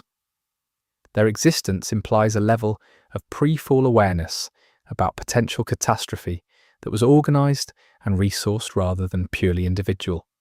The relationship between these pre-fall emergency structures and the current settlement network is something the game suggests without making explicit. The physical evidence of the fall is not distributed evenly across the game world, and the unevenness of that distribution is worth thinking about. Some areas show very heavy fall-related damage, while adjacent areas appear relatively unaffected. The boundaries between heavily and lightly damaged areas are sometimes sharp enough to suggest that whatever caused the damage in the affected areas was directional or targeted rather than blanket. Players who have mapped these boundaries have found patterns that are consistent with specific impact or energy release events, rather than the diffuse damage that a general atmospheric event would produce. One of the recurring details in community documentation of fall evidence is the presence of markings made by pre-fall observers, people who were tracking the fall as it happened and left records of what they saw in the locations where they were observing. These observation records are some of the most direct documentation of the fall experience available in the game, and the picture they paint is of an event that unfolded over a period long enough for observers to take notes, but short enough that the notes are increasingly rushed as the records progress. The game's treatment of pre-fall technology that survived the fall is one of the more nuanced aspects of its environmental storytelling. Not all pre-fall technology was destroyed or disabled. Some of it continued to function, maintained by people who understood it, or simply because it was robust enough to survive what the fall subjected it to. The distribution of surviving pre-fall technology is not random. It tends to cluster in specific types of locations and correlates with other evidence of human survival and adaptation. This distribution tells a story about what was protected, what was prioritized, and what was simply lucky. Among the fall-related environmental details that have the most direct implications for understanding the current state of the game world, the evidence of Ark behavior in the period immediately after the fall is particularly interesting. The game implies through environmental evidence that the Ark's behavior changed between the fall itself and the current period of the game. The early post-fall period shows evidence of more extensive and aggressive Ark activity, a greater density of damage, more widespread destruction than the current period. One reading of this is that the Ark have moved from an initial phase of intense activity to a different phase, characterized by more selective or purposeful behavior. The transition between the immediate post-fall period and the current period of the game is itself a subject of environmental storytelling. There are locations where the evidence of early post-fall devastation gives way to evidence of later human reoccupation, and the transition between these two layers tells a story about when and how people began to re-engage with the surface after the initial catastrophe. These transitional layers are some of the most information-dense parts of the game's environmental record, and they repay close reading. One of the environmental details that the community has found most affecting involves a location where a pre-fall emergency shelter was in use during the fall and its immediate aftermath. The evidence of habitation in this shelter, the marks of extended occupation, the accumulated personal effects, the evidence of adaptation to a new and difficult reality, tells a story of survival that the game never addresses in its main narrative. The shelter appears to have been eventually abandoned, and the evidence does not make clear why. This open ending is one of the more powerful pieces of environmental storytelling in the game. The relationship between the Fall and the underground community structure that defines the game's social world is something the environmental evidence addresses only indirectly.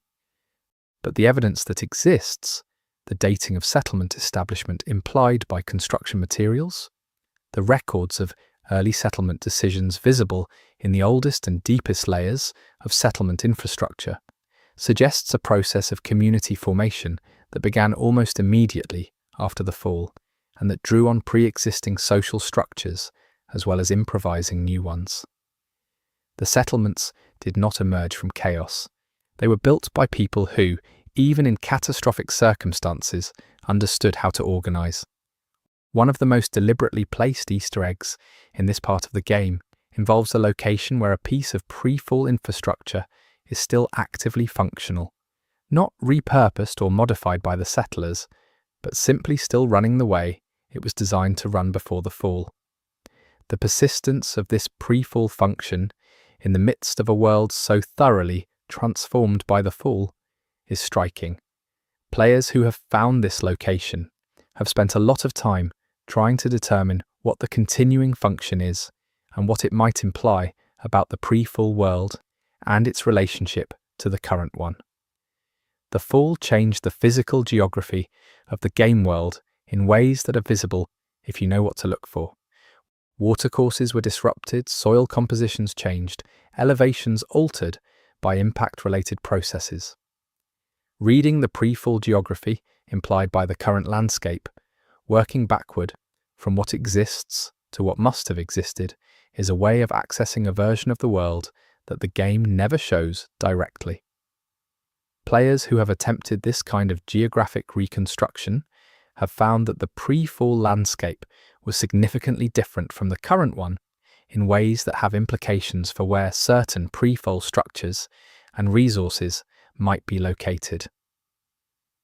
The season of the Fall, the time of year in which the initial events occurred, is something that can be read from environmental evidence, specifically from the state of vegetation and natural features that were flash frozen or preserved at the moment of impact in certain areas.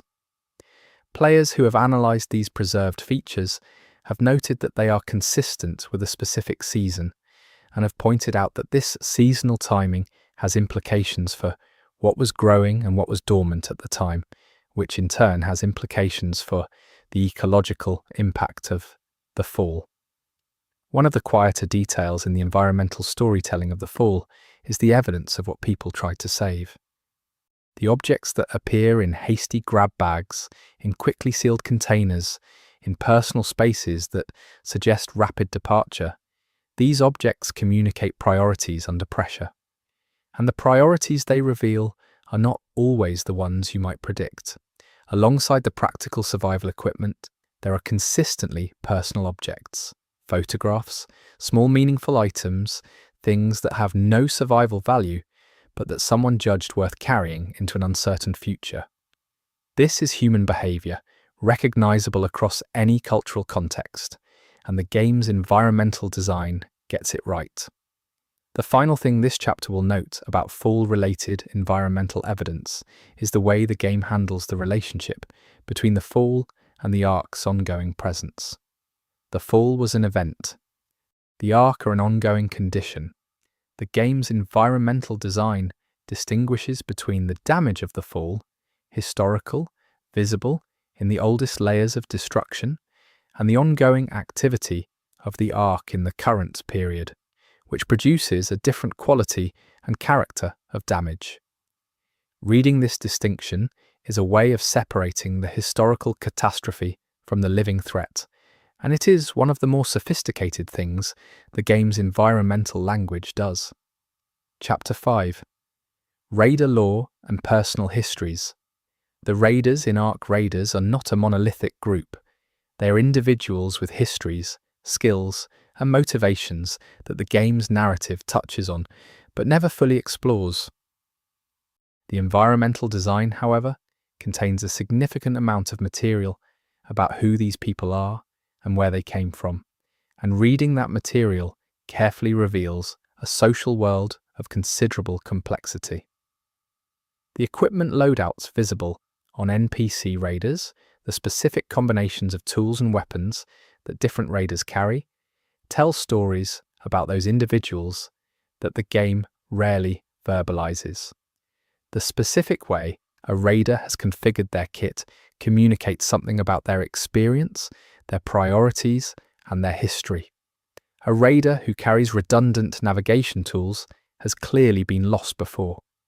A raider whose medical kit is extensive and well organized has clearly had experience with the specific kinds of injuries that raiders sustain. These details are the kind that players who are themselves raiders recognize as meaningful. Among the Easter eggs specifically related to raider culture, there are a number of instances of what appear to be raider-specific oral tradition committed to text, sayings, stories, warnings, and pieces of practical wisdom that circulate in the raider community. These textual records of oral tradition are found in locations where raiders congregate, and their content suggests a body of shared knowledge that has been developed specifically in response to the challenges of surface work. Some of this shared knowledge is directly useful. Some of it is clearly legendary or mythologized. All of it is interesting as evidence of a living culture. The memorial practices visible in raider-associated spaces are different from those in the settlements, and the difference is informative. Settlement memorials tend to be relatively permanent, fixed installations in shared spaces. Raider memorials tend to be more temporary, more portable, and more personal, accumulated near entry points and departure zones rather than in the heart of shared community spaces. One reading of this difference is that raiders exist in a relationship to mortality that is more immediate and more individual than the settlement communities, and their memorial practices reflect that. One of the more touching details in raider-associated environmental storytelling is the evidence of friendships and partnerships, the physical traces of people who went to the surface together and who, by choice or necessity, looked out for each other, shared equipment that has been repaired and returned, items that appear to have been exchanged as gifts, notes left in cache locations that are clearly addressed to specific individuals. All of this communicates a social texture that the game's mechanical framing as a competitive extraction environment might not lead you to expect. The competition for resources that the game's core mechanics represent is real and significant in the fiction, and the environmental design does not ignore it. There are documented instances of raider-on-raider conflict visible in the environmental record, the evidence of fights, of cache raids, of encounters that were not friendly. But these instances are not more prominent in the environmental design than the evidence of cooperation and mutual aid, which suggests that the game's creators see both as equally characteristic of raider culture. Among the raider-specific Easter eggs, one of the most extensively documented involves a series of what appear to be challenge records, accounts of specific surface runs, recorded in enough detail to function as both personal memoir and practical guide. These records are found in raider rest and preparation areas, and their content ranges from the mundane to the extraordinary. Some describe routine runs with interesting observations. Others describe situations that were clearly near-death experiences, rendered with a kind of flat effect that speaks to the culture of emotional management that surface work apparently requires. The names that appear in raider context, on equipment, in records, in graffiti, have been compiled by community members who have noted that some names appear across multiple locations and time periods in ways that suggest specific individuals have been operating on the surface for extraordinarily long periods. Whether this is possible within the game's fiction, whether the surface conditions allow for the kind of longevity these records imply, is a question that the community has discussed without fully resolving. One reading is that the records span multiple generations of raiders who adopted or inherited names along with the associated reputations. The technical modifications visible on raider equipment in the game world are a form of autobiography. Every modification tells a story about a specific problem that was encountered and solved, a specific preference or habit, a specific understanding of what matters in the work. Reading modifications is a skill that raiders apparently develop, a way of assessing another raider's experience and priorities without having to ask. The environmental design depicts this aspect of raider culture in enough detail that players who understand equipment can read these stories themselves. One of the raider-associated environmental details that has generated the most community discussion involves a specific set of records found near a significant surface location. These records appear to document a series of attempts to access a specific area of the map that players can identify as a currently inaccessible zone.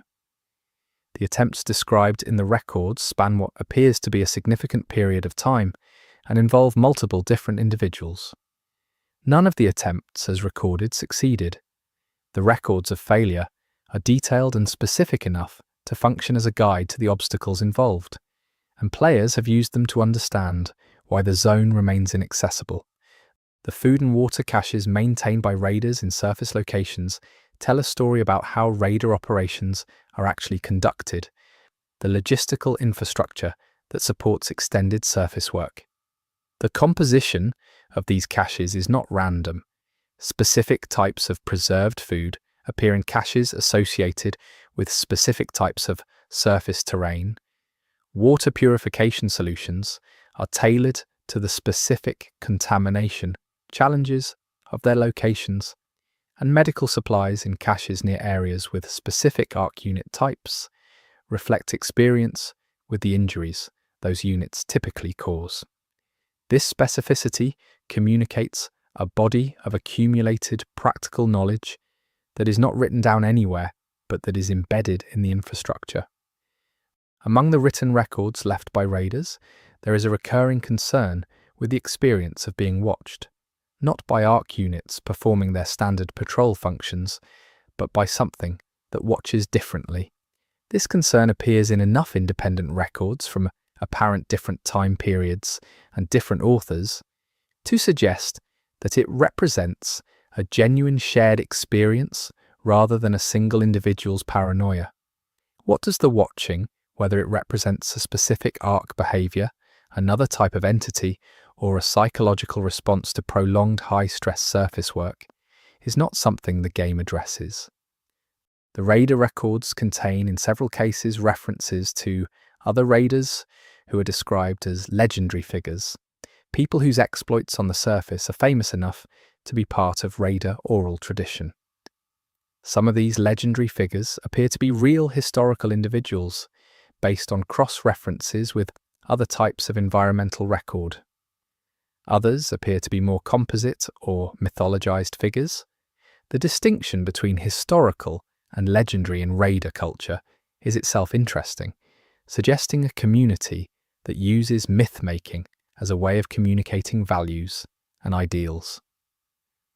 One of the Easter eggs most directly related to raider personal history involves what appears to be a complete kit belonging to a specific named individual, preserved in place in a surface location in a way that suggests the owner did not survive the run in which they left it there.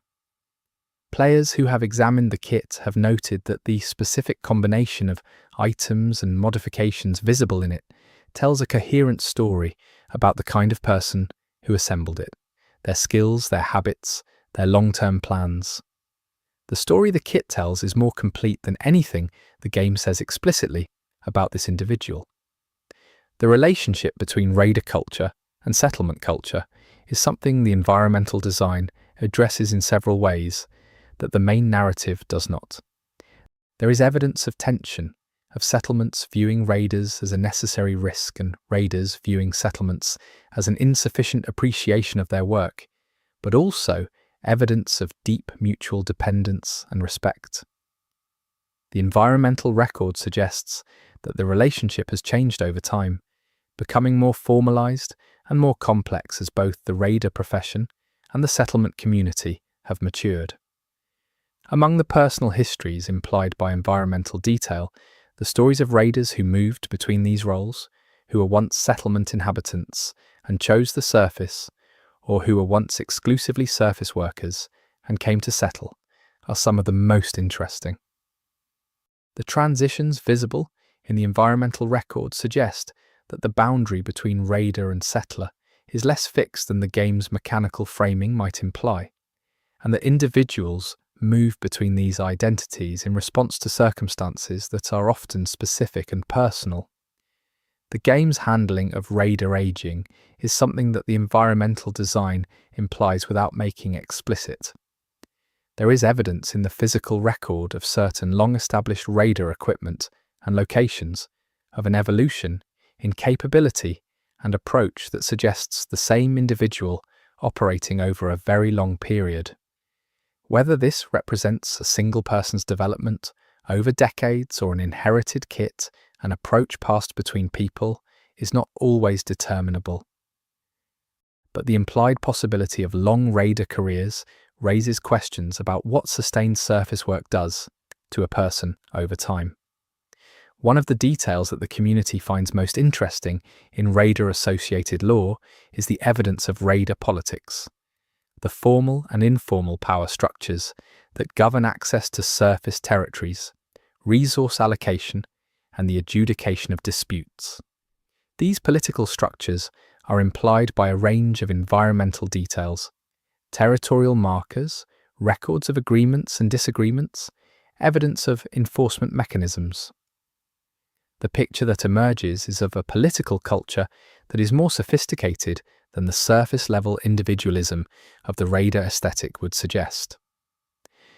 The spiritual and cultural life of raiders, the practices and beliefs that give meaning to an existence defined by risk and scarcity, is something the environmental design touches on in ways that are subtle and specific.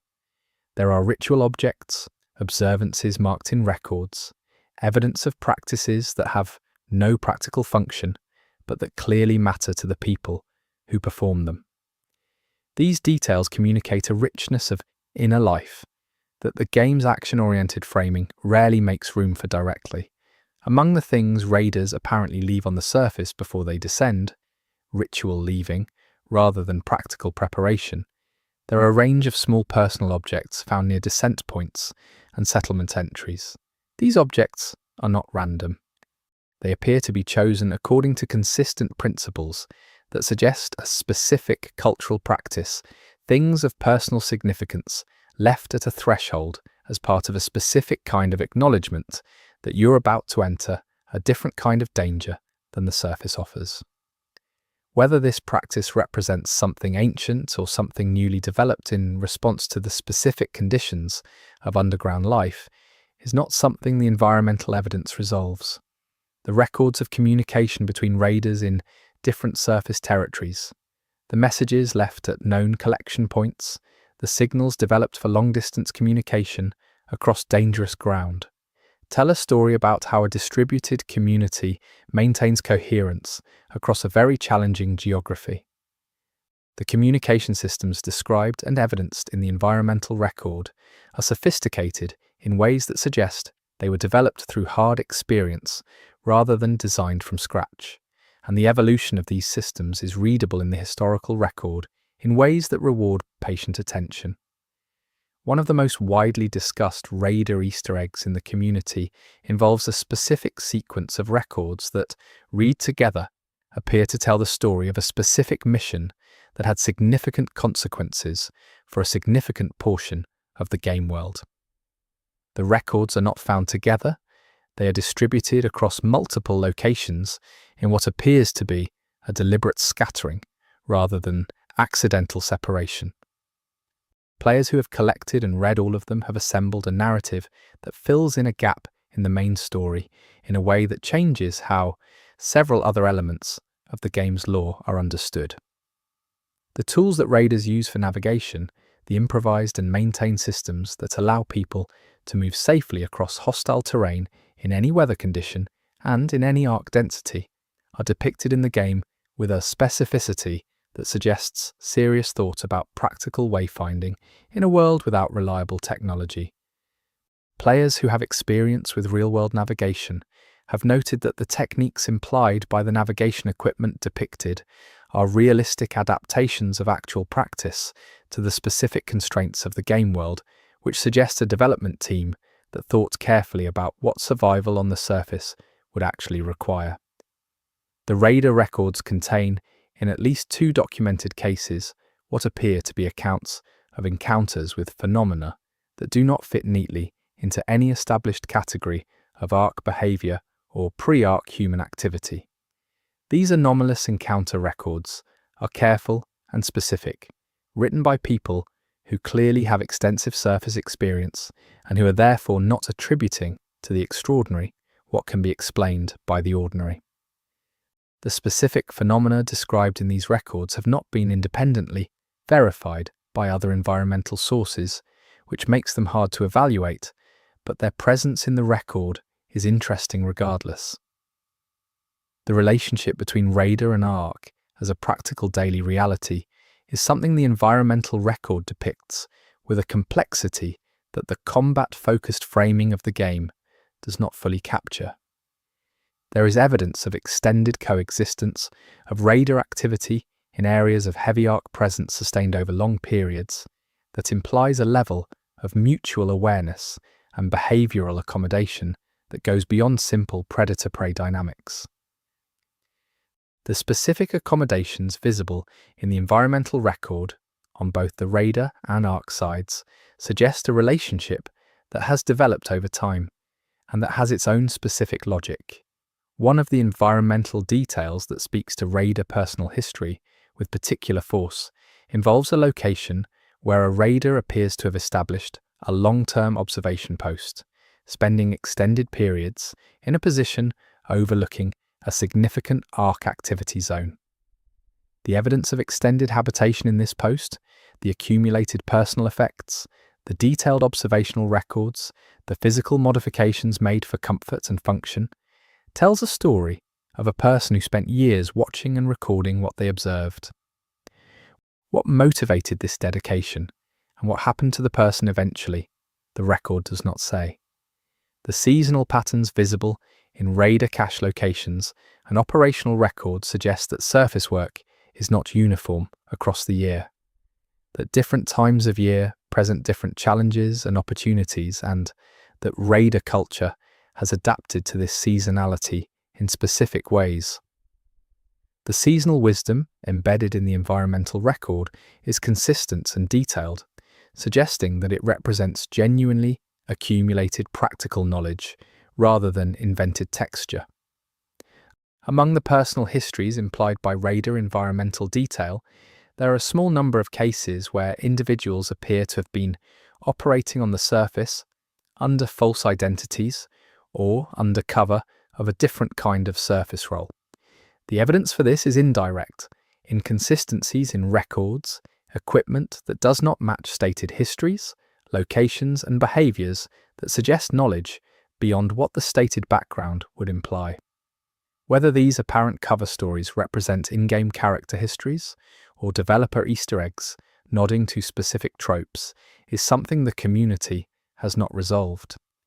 The community has documented a number of instances where Raider records reference objects or locations that do not currently exist in the accessible game world. Some of these references could be to areas that have not yet been made available to players. Others could be to things that were present in earlier versions of the game and have been removed. And some could be to things that exist only within the game's fiction, locations and objects that the game's creators have chosen to reference without depicting. The distinction between these categories matters for how you interpret the references, and it is not always easy to determine which applies. One final detail worth noting in this survey of Raider lore is the evidence of what Raiders do when they have been on the surface for an extended time without descending. The environmental record contains examples of surface duration behaviours, things people do when they are stuck above ground, when the descent is not available, when they need to maintain function and sanity through an extended period of surface exposure. These behaviors are specific and various, and they paint a picture of resourcefulness and psychological resilience that is one of the more quietly impressive aspects of raider culture as the game depicts it. Chapter 6: The Technology of Survival and the Engineers Who Built It. The technology that humans use in Ark raiders is not a monolithic category.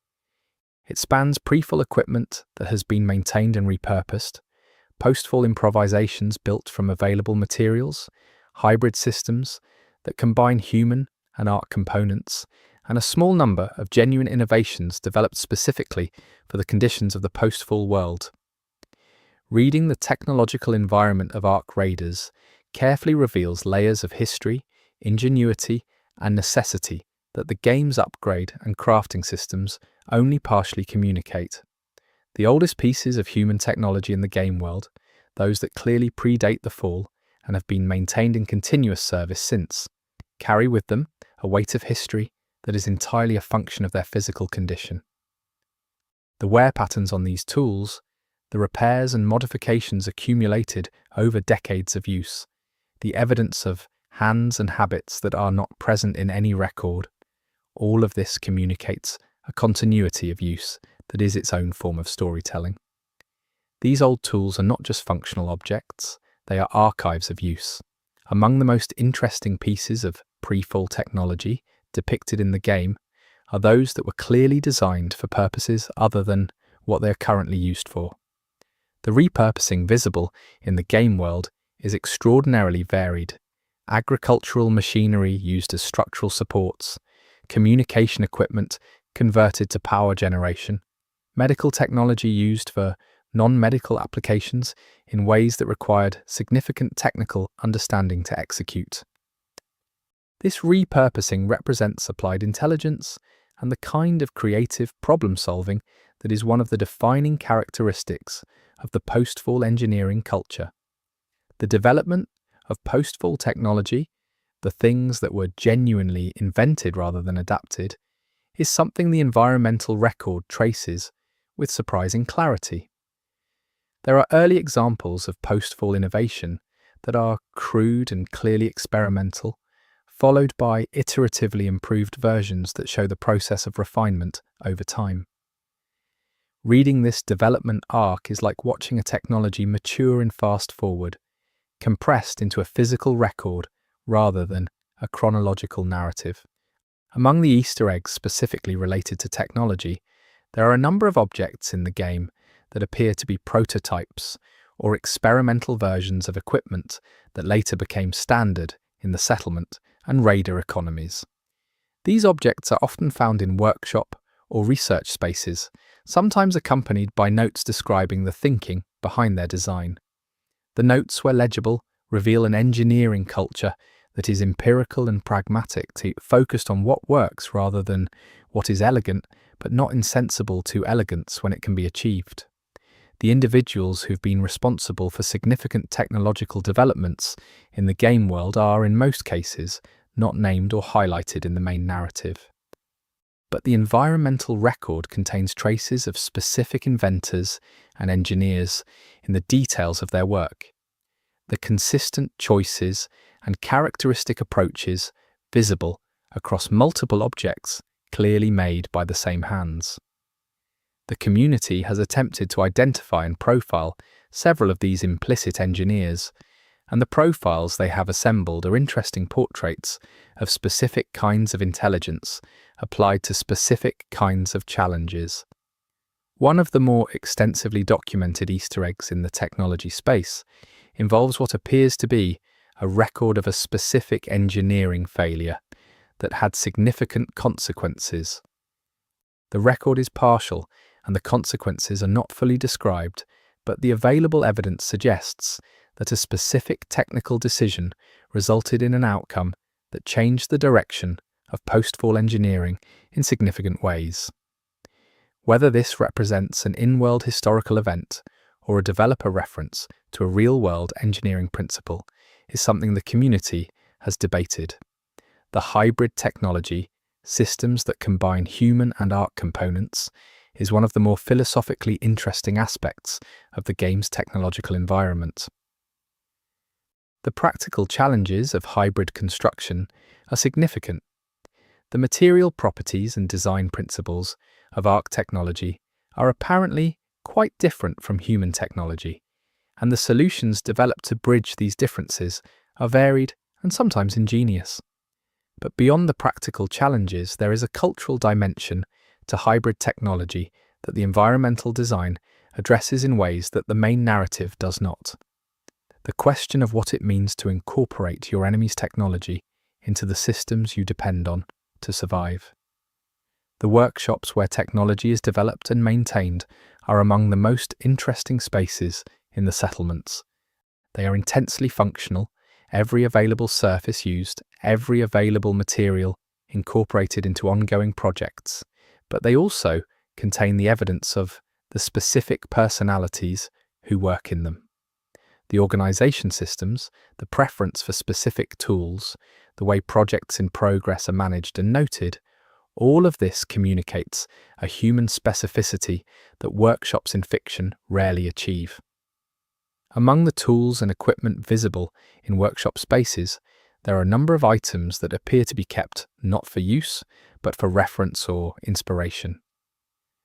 These reference objects include pre-fall examples of manufacturing technology, fragments of Ark systems that have been studied extensively, and early examples of post-fall innovation that are now outdated, but that are kept as a record of how far things have come. The practice of keeping this kind of historical reference suggests an engineering culture that is self-aware about its development, that understands itself as part of a history rather than simply as a present-day practice. One of the specific Easter eggs that the community has documented in workshop spaces involves a series of small objects that appear to be scale models or prototypes representing systems that do not exist anywhere else in the game. These objects are clearly intentional design artifacts rather than random props, and their scale and specificity suggest that they represent real planned systems rather than generic futuristic technology. Whether they represent content planned for future game updates, abandoned design directions, or deliberate mysteries left for players to speculate about is not something the developers have addressed. The power systems used in the settlement and raider world are a subject of particular interest in the environmental record. The challenge of maintaining power in a concealed underground installation without access to conventional fuel supplies or distribution infrastructure has been addressed in a variety of ways across different settlements, and the variety of solutions visible in the game world tells a story about different communities solving the same problem from different starting points and with different available resources. This diversity of technical approach is one of the ways the game communicates that the settlements are genuinely different places with genuinely different histories. The medical technology depicted in Ark Raiders is another area where the environmental record contains significant hidden depth. The medical challenges of post-fall life, Ark weapon injuries, extended underground habitation, malnutrition, psychological stress are addressed by a medical technology that is improvised, limited, and pragmatic. The specific solutions visible in medical spaces are consistent with realistic constraints rather than science fiction convenience, which communicates something important about the actual human cost of the conditions the game depicts. One of the technology-related Easter eggs that has generated the most discussion involves what appears to be a record of an attempt to reverse engineer Ark technology using the methods and resources available to post-fall engineers. The record is detailed enough to suggest a serious attempt rather than a casual one, and the progress recorded before the record appears to end suggests that the attempt reached a point of significant but incomplete understanding before being discontinued. Whether it was discontinued due to failure, success, or external circumstances is not clear from the available record. The communication technology used between settlements is something the environmental record addresses in more detail than the game's main systems suggest. There is evidence of a layered communication infrastructure, some of it real-time, some of it time-delayed, some of it one-directional, that allows for coordination between communities in ways that go beyond what any individual player is likely to observe. The specific technical solutions involved are varied and interesting, and a few of them represent solutions that the community has not fully explained in terms of how they would actually work. One of the recurring details in technology-focused environmental exploration is the evidence of technological knowledge that appears to have been lost since the fall and recovered only partially or not at all. There are references in the environmental record to capabilities that existed before the fall and that the post-fall world has not managed to recreate. The specific capabilities mentioned vary, but they paint a consistent picture of a civilization that is materially poorer than what preceded it, working with an incomplete understanding of the systems it depends on. The environmental record contains, in a number of locations, what appear to be records of formal or informal technical education, attempts to transmit specialized knowledge to people who did not grow up with it. The content of these educational records reveals a specific vision of what technical knowledge is most important to preserve and transmit, and the choices made in that vision are not always the ones you might predict. Some highly specialized knowledge appears to be prioritized over more general skills, suggesting that specific technical capabilities are considered critical infrastructure by the communities that maintain them. One of the more intriguing Easter eggs in the technology space involves a piece of equipment found in a specific surface location that does not match any known post-fall or pre-fall human technology category. The object's design language is clearly human. The construction methods and material choices are consistent with human post-fall manufacturing, but the function it appears to be designed for is not something that any other human technology in the game addresses. The community has proposed several interpretations of this object's purpose, and none of them has been either confirmed or definitively ruled out by other environmental evidence. The environmental record contains evidence of technological accidents, incidents where post-fall engineering produced unintended results that had to be addressed. These accidents are not discussed in any primary narrative, but their physical traces are present in the environmental design of specific locations. The scale of some of these apparent incidents suggests that they had significant consequences for the communities in which they occurred, and the measures taken to prevent recurrence are visible in the safety systems and procedural controls built into later versions of the same types of equipment. The question of what happens to technology knowledge when the people who hold it are lost is something the environmental record addresses in a number of places. There are examples of systems that appear to be maintained without complete understanding, kept running through a combination of procedural knowledge and improvisation, with the underlying principles apparently lost.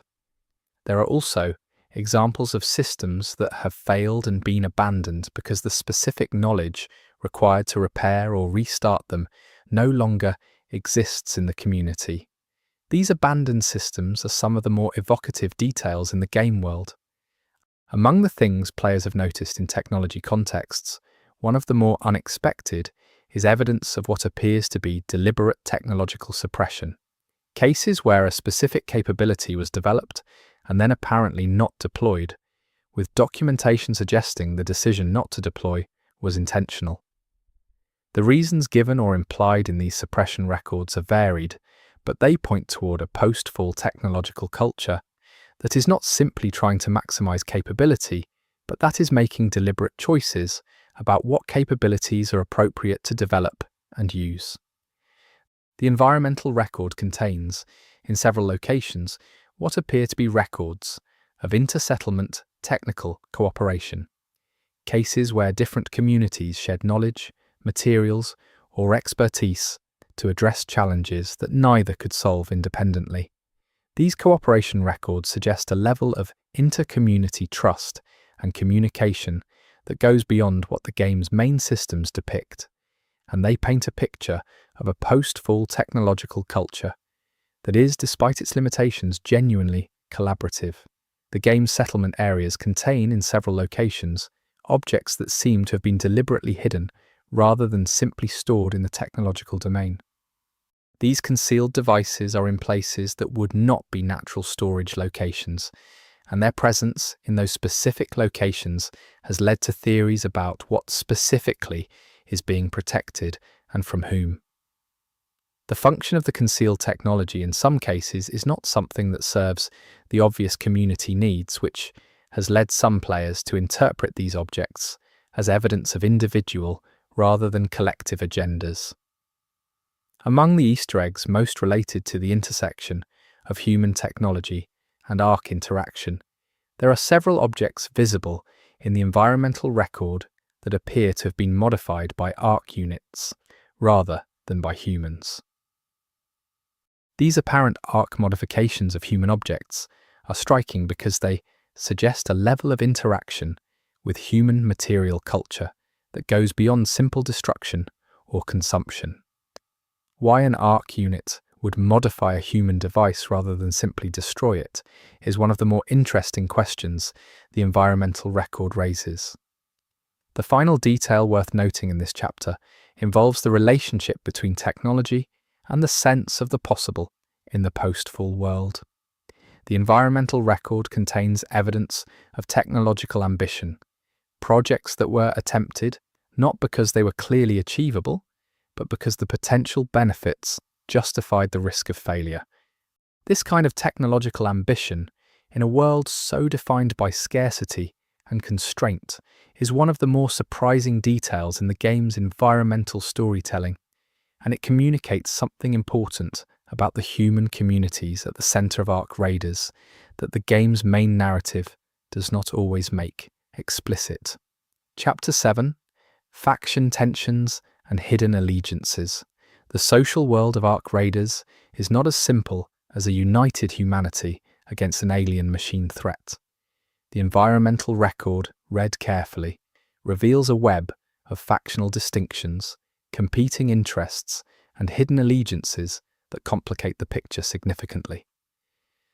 The most obvious factional distinction in the game is between different settlement communities, and the environmental record contains a significant amount of material about the history of inter-settlement relations.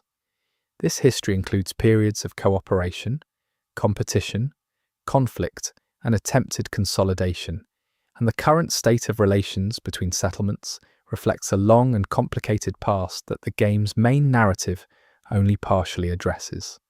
Among the Easter eggs specifically related to factional tension, there are a number of records that document disputes between settlements over resource territories, population movements, and technical knowledge.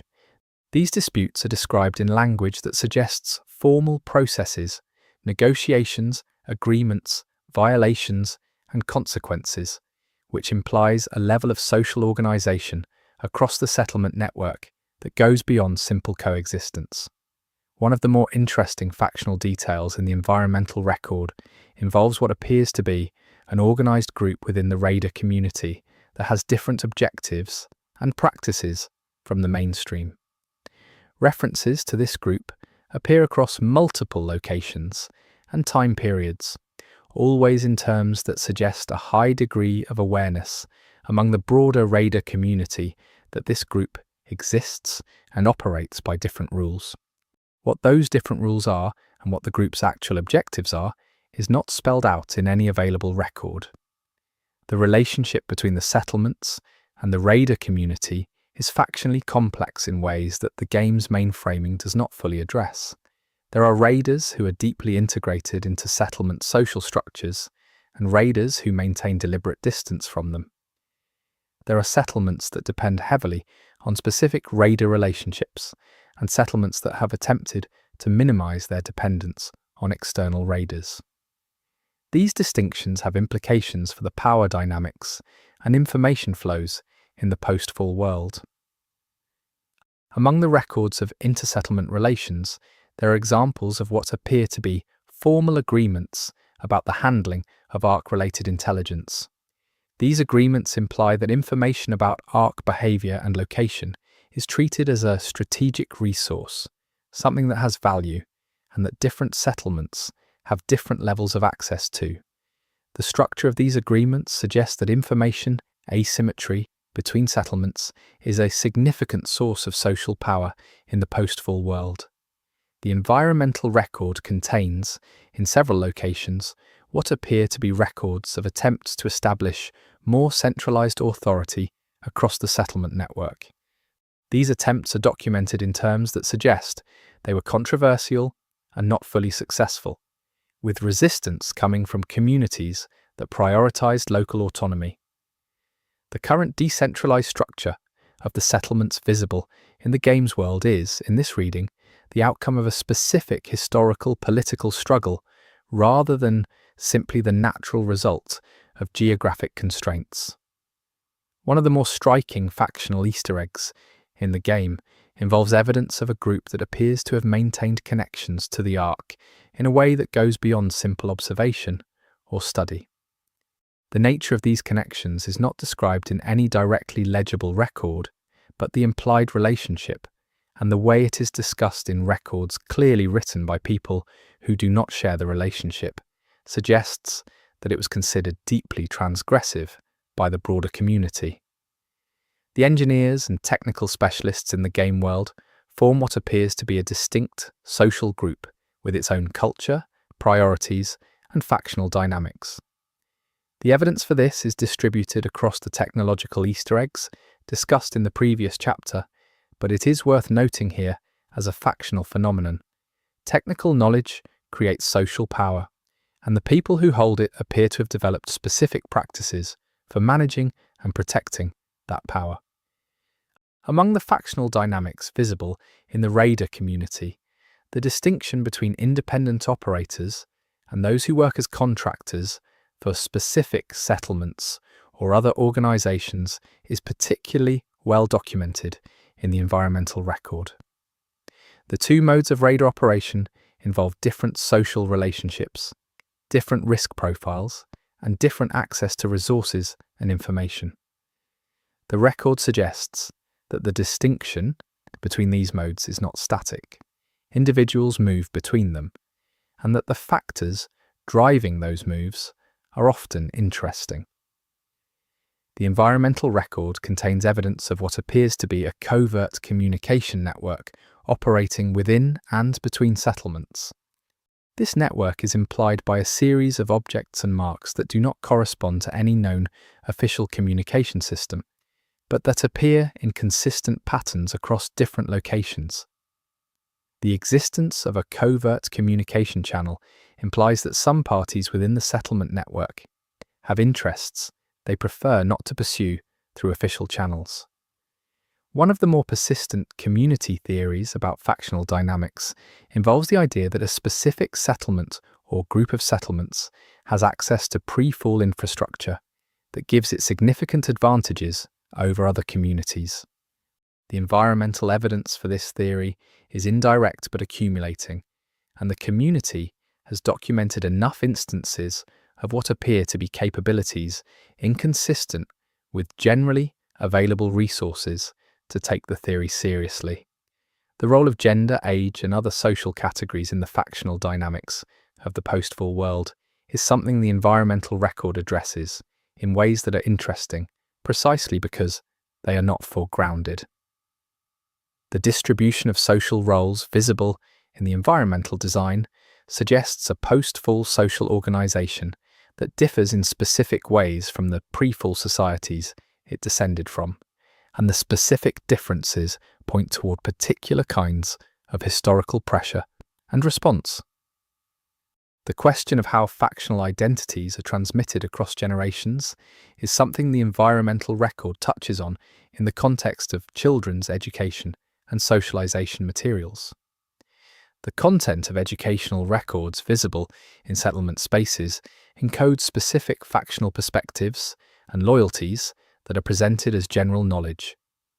Reading these educational materials as ideological artifacts rather than simply practical information reveals a picture of how the post-fall factional order is reproduced over time.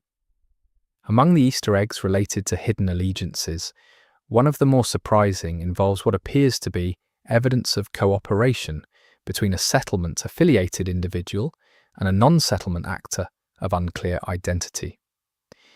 The evidence is fragmentary but consistent enough to suggest an ongoing relationship rather than an isolated incident, and the nature of the apparent cooperation touches on some of the most sensitive aspects of post-fall social life. The physical evidence of factional conflict, the marks of actual fighting, the damage from disputes that went beyond the verbal, is present in the environmental record in a number of locations. These conflict traces are not highlighted or explained by the game's main narrative, but they are present and consistent with a history of significant intrahuman violence that runs alongside the dominant narrative of humans unified against the Ark. One of the factional tensions most clearly documented in the environmental record involves a long-running dispute over the ethics of Ark technology use. The two sides of this dispute are visible in the written record as having fundamentally different perspectives on what counts as necessary pragmatism versus dangerous accommodation, and the specific debate that this tension has generated is relevant to several other aspects of the game's lore. The environmental record contains, in a number of locations, what appear to be records of formal charges and proceedings within settlement communities. These records suggest the existence of formalized justice systems within the settlements, and the charges described in the available records span a range of behaviors from the purely practical to the ideologically significant. Reading these records as a window into what the settlement communities define as transgressive is illuminating. Among the hidden allegiances implied by the environmental record, those involving individuals who appear to maintain simultaneous membership in multiple factions are particularly interesting. The practical and psychological challenges of maintaining multiple allegiances in a world as constrained and surveilled as the settlement world are significant, and the evidence visible in the environmental record suggests that people who attempt this are aware of those challenges. One detail that the community returns to frequently in factional discussions involves a specific series of marks found in several different settlement areas that appear to function as a recognition signal, a way for members of an informal group to identify each other across the formal divisions of settlement life. The marks are subtle enough that they would not be recognized by someone who did not know to look for them, which is exactly the property you would want in a recognition signal. The relationship between factional affiliation and access to the most valuable surface territories is something the environmental record addresses in several places. The distribution of valuable surface resources is not determined solely by geography. There are patterns of access and exclusion that reflect social and factional dynamics. Reading these patterns is one way of understanding the practical stakes of factional alignment in the post-fall world. Among the most recently documented Easter eggs in the faction space, there is a location where records from apparently opposing factions appear to document the same event from different perspectives.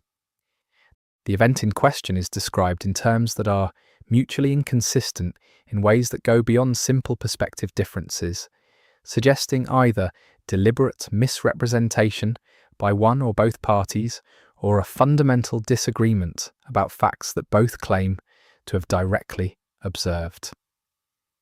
The environmental record contains references to what appears to have been a significant factional crisis at some point in the recent past, an event that reshaped the factional landscape of the settlement network in lasting ways. The specific nature of this crisis is not described in any single record, but the compound picture that emerges from multiple fragmentary references suggests an event that involved betrayal, significant loss, and a period of community reckoning whose effects are still visible in the current social environment. The way that factional identities intersect with technical and practical roles is something the environmental design depicts with specificity. Certain factions appear to have developed specific technical specializations that function as both practical advantages and social identifiers.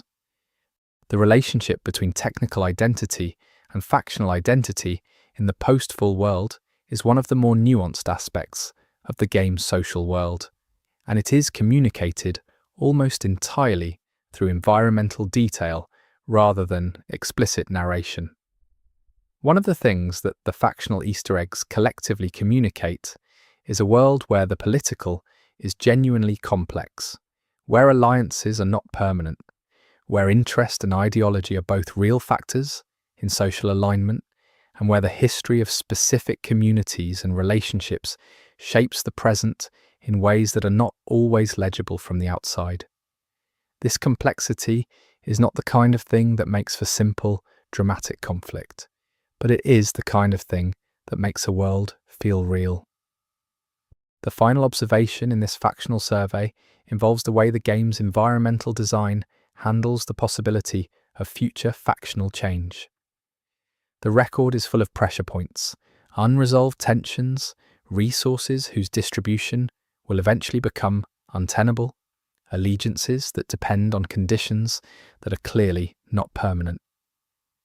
Reading these pressure points is one way of thinking about what the world of Ark Raiders might look like if the story continues, and it suggests a future that will be defined as much by intrahuman dynamics as by the ongoing presence of the Ark. Chapter 8: The Silence Between the Stars, Unanswered Questions and What They Mean. The final chapter of this survey is not about specific Easter eggs or documented community discoveries. It is about the questions that the Easter eggs collectively point toward but do not answer, the deliberate silences in the lore that define the boundaries of what the game is willing to say, and what those silences might mean. The biggest unanswered question in Ark Raiders is also the most obvious. What do the Ark want? Everything else in the game is a downstream consequence of the Ark's presence, and yet the game never tells you with any certainty what that presence is for. The environmental record contains enough material to support multiple answers, which is consistent with deliberate ambiguity on the part of the developers rather than simply unfinished world building. The second major unanswered question concerns the origin of the Ark, not where they came from in a spatial sense, but what they are in an ontological sense. The environmental details that bear on this question are numerous but contradictory, some pointing toward a purely mechanical origin, others suggesting a relationship to biological life that does not fit the simple alien-machine narrative. The question of what the pre-full world actually knew about the Ark before they arrived is one that the environmental record raises repeatedly without resolving. There is clearly more pre-full knowledge about the Ark than the main narrative suggests, and the existence of that prior knowledge has implications for the entire origin story that the game implies. Among the unanswered questions that the Easter eggs collectively raise, the question of what exists beyond the accessible game world is one of the most persistent.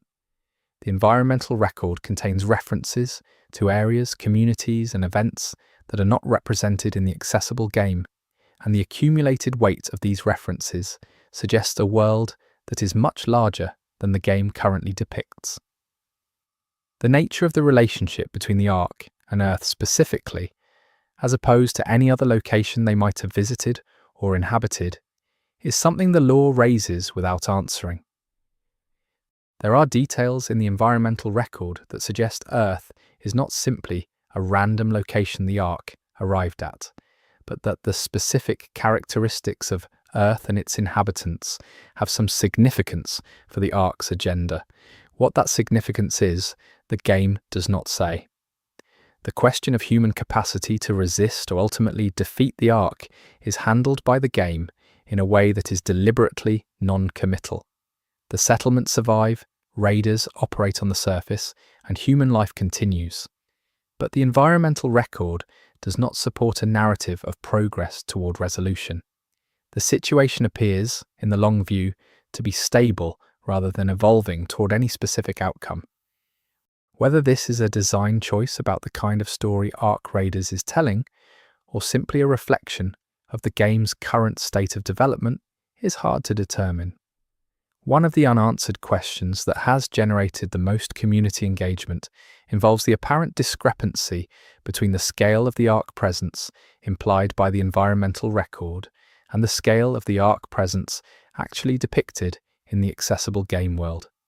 The implied scale is much larger, which raises questions about where the rest of the Ark is, what it is doing, and why the game's accessible territory appears relatively peripheral to whatever the Ark's main activity actually is. The question of what happened to major pre-fall human institutions, governments, corporations, scientific organizations, is addressed only partially by the environmental record. The record contains traces of these institutions in their immediate post-fall states, but the transition between those traces and the current settlement-based social order involves a gap in the historical record that the available law does not bridge. Among the silences in the law, one of the most suggestive involves the apparent absence of certain types of information about the fall itself. The environmental record contains a great deal of documentation from before the fall and a great deal from after the immediate post-fall period, but the fall itself and the first years of Ark presence are documented only sparsely and fragmentarily. Whether this represents historical loss or deliberate erasure is something the game suggests but does not resolve. The question of whether any form of communication with the Ark is possible, not simply whether it has been attempted, but whether there is any basis for it, is raised by several environmental details without being answered. The evidence of what appear to be Ark behavioral responses to specific human actions goes beyond simple stimulus response and implies a kind of awareness that, if genuine, would suggest communication might be possible in principle. What the Ark would say, if communication were established, is something that the law deliberately leaves open. The relationship between the Ark and time is something the environmental record touches on, in ways that suggest the Ark operate on timescales that are not commensurate with human experience. Some of the behavioral patterns that players have documented in Ark units suggest a patience and continuity of purpose that implies time horizons much longer than any individual human life. What the Ark are doing on the timescale that the Ark operate on is one of the most interesting questions the game raises. The possibility that the Ark are not the only non-human factor in the game's world is something the environmental record raises through a small number of details that do not fit the established Ark narrative. These anomalous details are not prominent, and they do not clearly point toward any specific alternative explanation. But their presence in the record suggests that the world of Ark Raiders may be more complicated than even the most comprehensive reading of the Ark lore would suggest. The question of what a world without the Ark would look like, the goal that settlement culture presumably has, at some level, even if it is rarely articulated, is something the game touches on, only indirectly. The environmental record contains traces of how people think about this possibility, but the traces suggest that the possibility is understood differently by different communities and different individuals, and that the absence of the Ark is not a simple positive state, but something people have complicated feelings about. Among the silences in the lore, perhaps the most significant involves the question of what the Ark know about the people they are living alongside. The environmental record is full of evidence about what humans know and think about the Ark, but the corresponding question, what the Ark's knowledge and understanding of humanity might be, is addressed only through behavioral evidence that is necessarily interpretive. The asymmetry of this knowledge situation is itself a significant feature of the game's world. The question of whether the game's depicted settlements and raider culture represent the totality of surviving human civilization, or merely one regional expression of a much larger human world elsewhere, is something the lore raises through occasional references to beyond-map territories and distant communities. The scale of surviving humanity implied by these references is not consistent, ranging from suggestions of widespread survival to suggestions that what the player sees is close to the entirety of what remains. One of the more quietly unsettling silences in the lore involves the question of the Ark's awareness of the player specifically. In most games with AI enemies, the player's existence is understood within the fiction as simply another human. But several details in Ark Raiders, small behavioral anomalies, specific environmental placements, have been interpreted by some community members as suggesting that the Ark have a specific awareness of the player as a category different from ordinary raiders. Whether this interpretation is sustainable or represents over-reading is something each player has to decide for themselves. The question of what the future holds for the game's world, the direction of travel implied by the cumulative evidence of the environmental record, is one that the lore addresses without resolving. The present state of the world is not simply the aftermath of the fall frozen in place. It is a world that is changing, adapting, and moving in directions that are implied by the environmental evidence, but not yet visible in the game's depicted present. What those implied directions lead to is the question that the game's lore, in all its hidden complexity, is building toward. The final detail worth noting is that the density and quality of the hidden content in Ark Raiders suggests a development team that has thought carefully about the world they are building, that has designed the silences as deliberately as the stated lore, and that understands that the most interesting stories are often the ones you have to work to find. Every Easter egg discussed in this video is a small piece of a larger design, and the larger design is one that respects the player enough to leave the most important questions open. Chapter 9. The Lost Archives and What Was Deliberately Buried. The game world of Ark Raiders contains, distributed across its accessible territory, a category of environmental detail that is distinct from the broader body of hidden lore.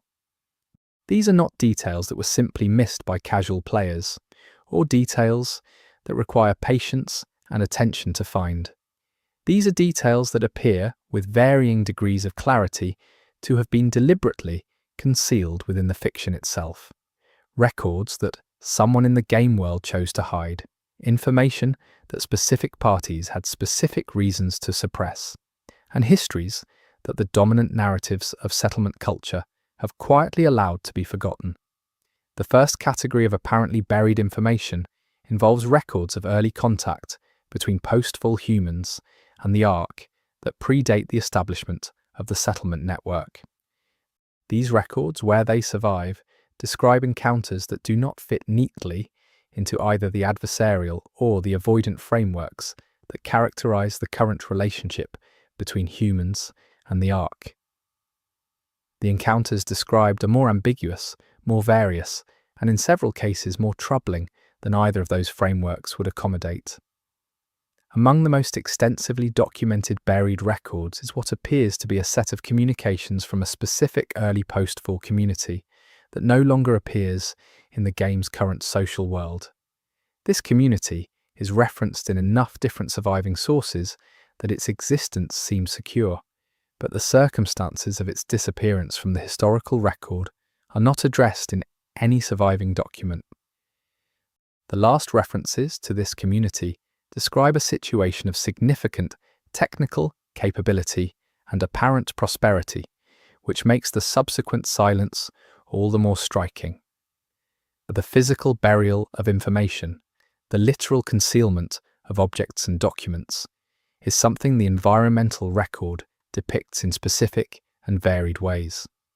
There are objects that have been wrapped and hidden in building materials, documents concealed in false compartments, in furniture and equipment, and in at least one case what appears to be a collection of records sealed within a sealed section of settlement infrastructure in a way that suggests the sealer expected them to remain hidden indefinitely.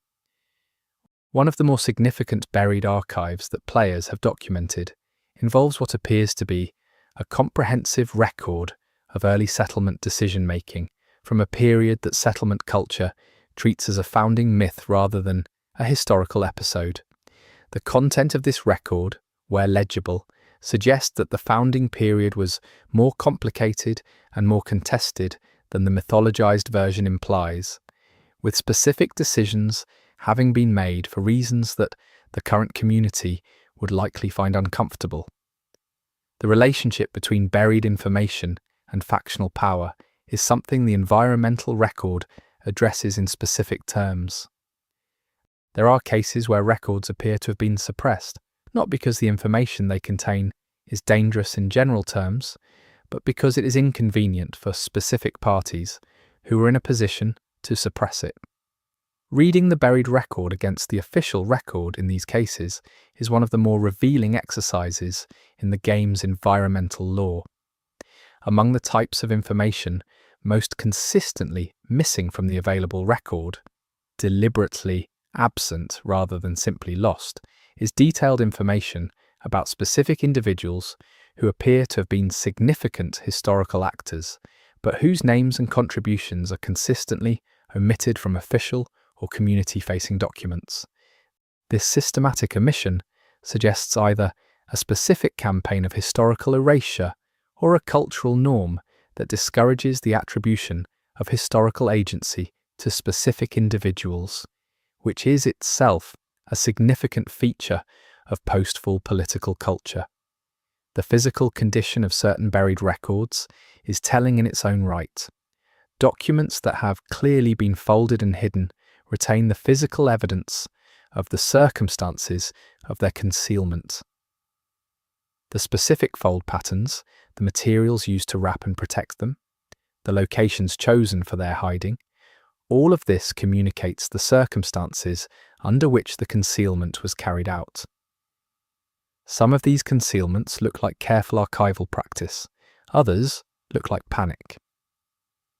One of the most interesting buried details in the game involves what appears to be a version of a widely known story in settlement culture that differs in significant ways from the version currently in circulation. The differences are not small matters of detail, but substantive divergences about what happened and who was responsible. The buried version is not clearly more or less reliable than the current version, but the existence of two incompatible versions of the same story is itself a significant finding. The technology of concealment visible in the buried archive spaces is sophisticated in ways that suggest the people doing the concealing had thought carefully about the problem. There are examples of false surfaces, hidden compartments integrated into functional furniture, and in at least one case what appears to be an encoding system that would have prevented casual reading even if the document was found. This level of care implies both a high value placed on the concealed information and a specific assessment of the threat environment facing the concealer. Among the buried records that have been partially recovered, there is a category of personal communications between individuals who appear to have held significant positions in settlement society and whose correspondence reveals perspectives quite different from their public positions. These private communications are the most unguarded voices in the entire environmental record, people writing to specific trusted others rather than for any general audience, and they are correspondingly the most revealing about the actual texture of inner life and political thought in the post-fall world. The environmental record contains evidence of active search efforts, attempts by specific parties to locate and recover or destroy buried records. The evidence of these searches is visible in disturbed hiding places, in partially recovered caches that contain gaps where items appear to have been removed, and in records that refer to specific information as sought or endangered. The existence of searches implies that the seekers know or suspect that the records exist, which raises questions about the sources of that knowledge. One of the most extensively community-discussed buried archive discoveries involves a location where an apparent systematic destruction of records was interrupted before completion. The material visible in this location includes destroyed records and partially intact records mixed together, in circumstances that suggest the destruction was happening under time pressure and was stopped before the intended outcome was achieved. What stopped the destruction and what happened to the person responsible is not addressed in any available document. The buried archives collectively suggest a picture of post-fall history that is significantly more complicated than the version available from the surface-level environmental record. The complications are not random, they cluster around specific types of events and specific periods, which suggests that the suppression of this information was organized around specific concerns, rather than being a general cultural habit. Among the details that appear in buried records but not in available records, the most striking involve the early relationship between the settlement network and the Ark. The buried records suggest a period of more active engagement between the two parties than the current cultural narrative acknowledges. Whether engagement here means conflict, negotiation, or something harder to categorize is not always determinable from the available fragments, but the existence of a more complicated early relationship is across multiple independent buried sources strongly suggested. The linguistic style of buried records is often different from that of available records from the same period. The buried records tend toward a more direct and less formulaic style, suggesting that they were written without concern for the audience, that official or community-facing documents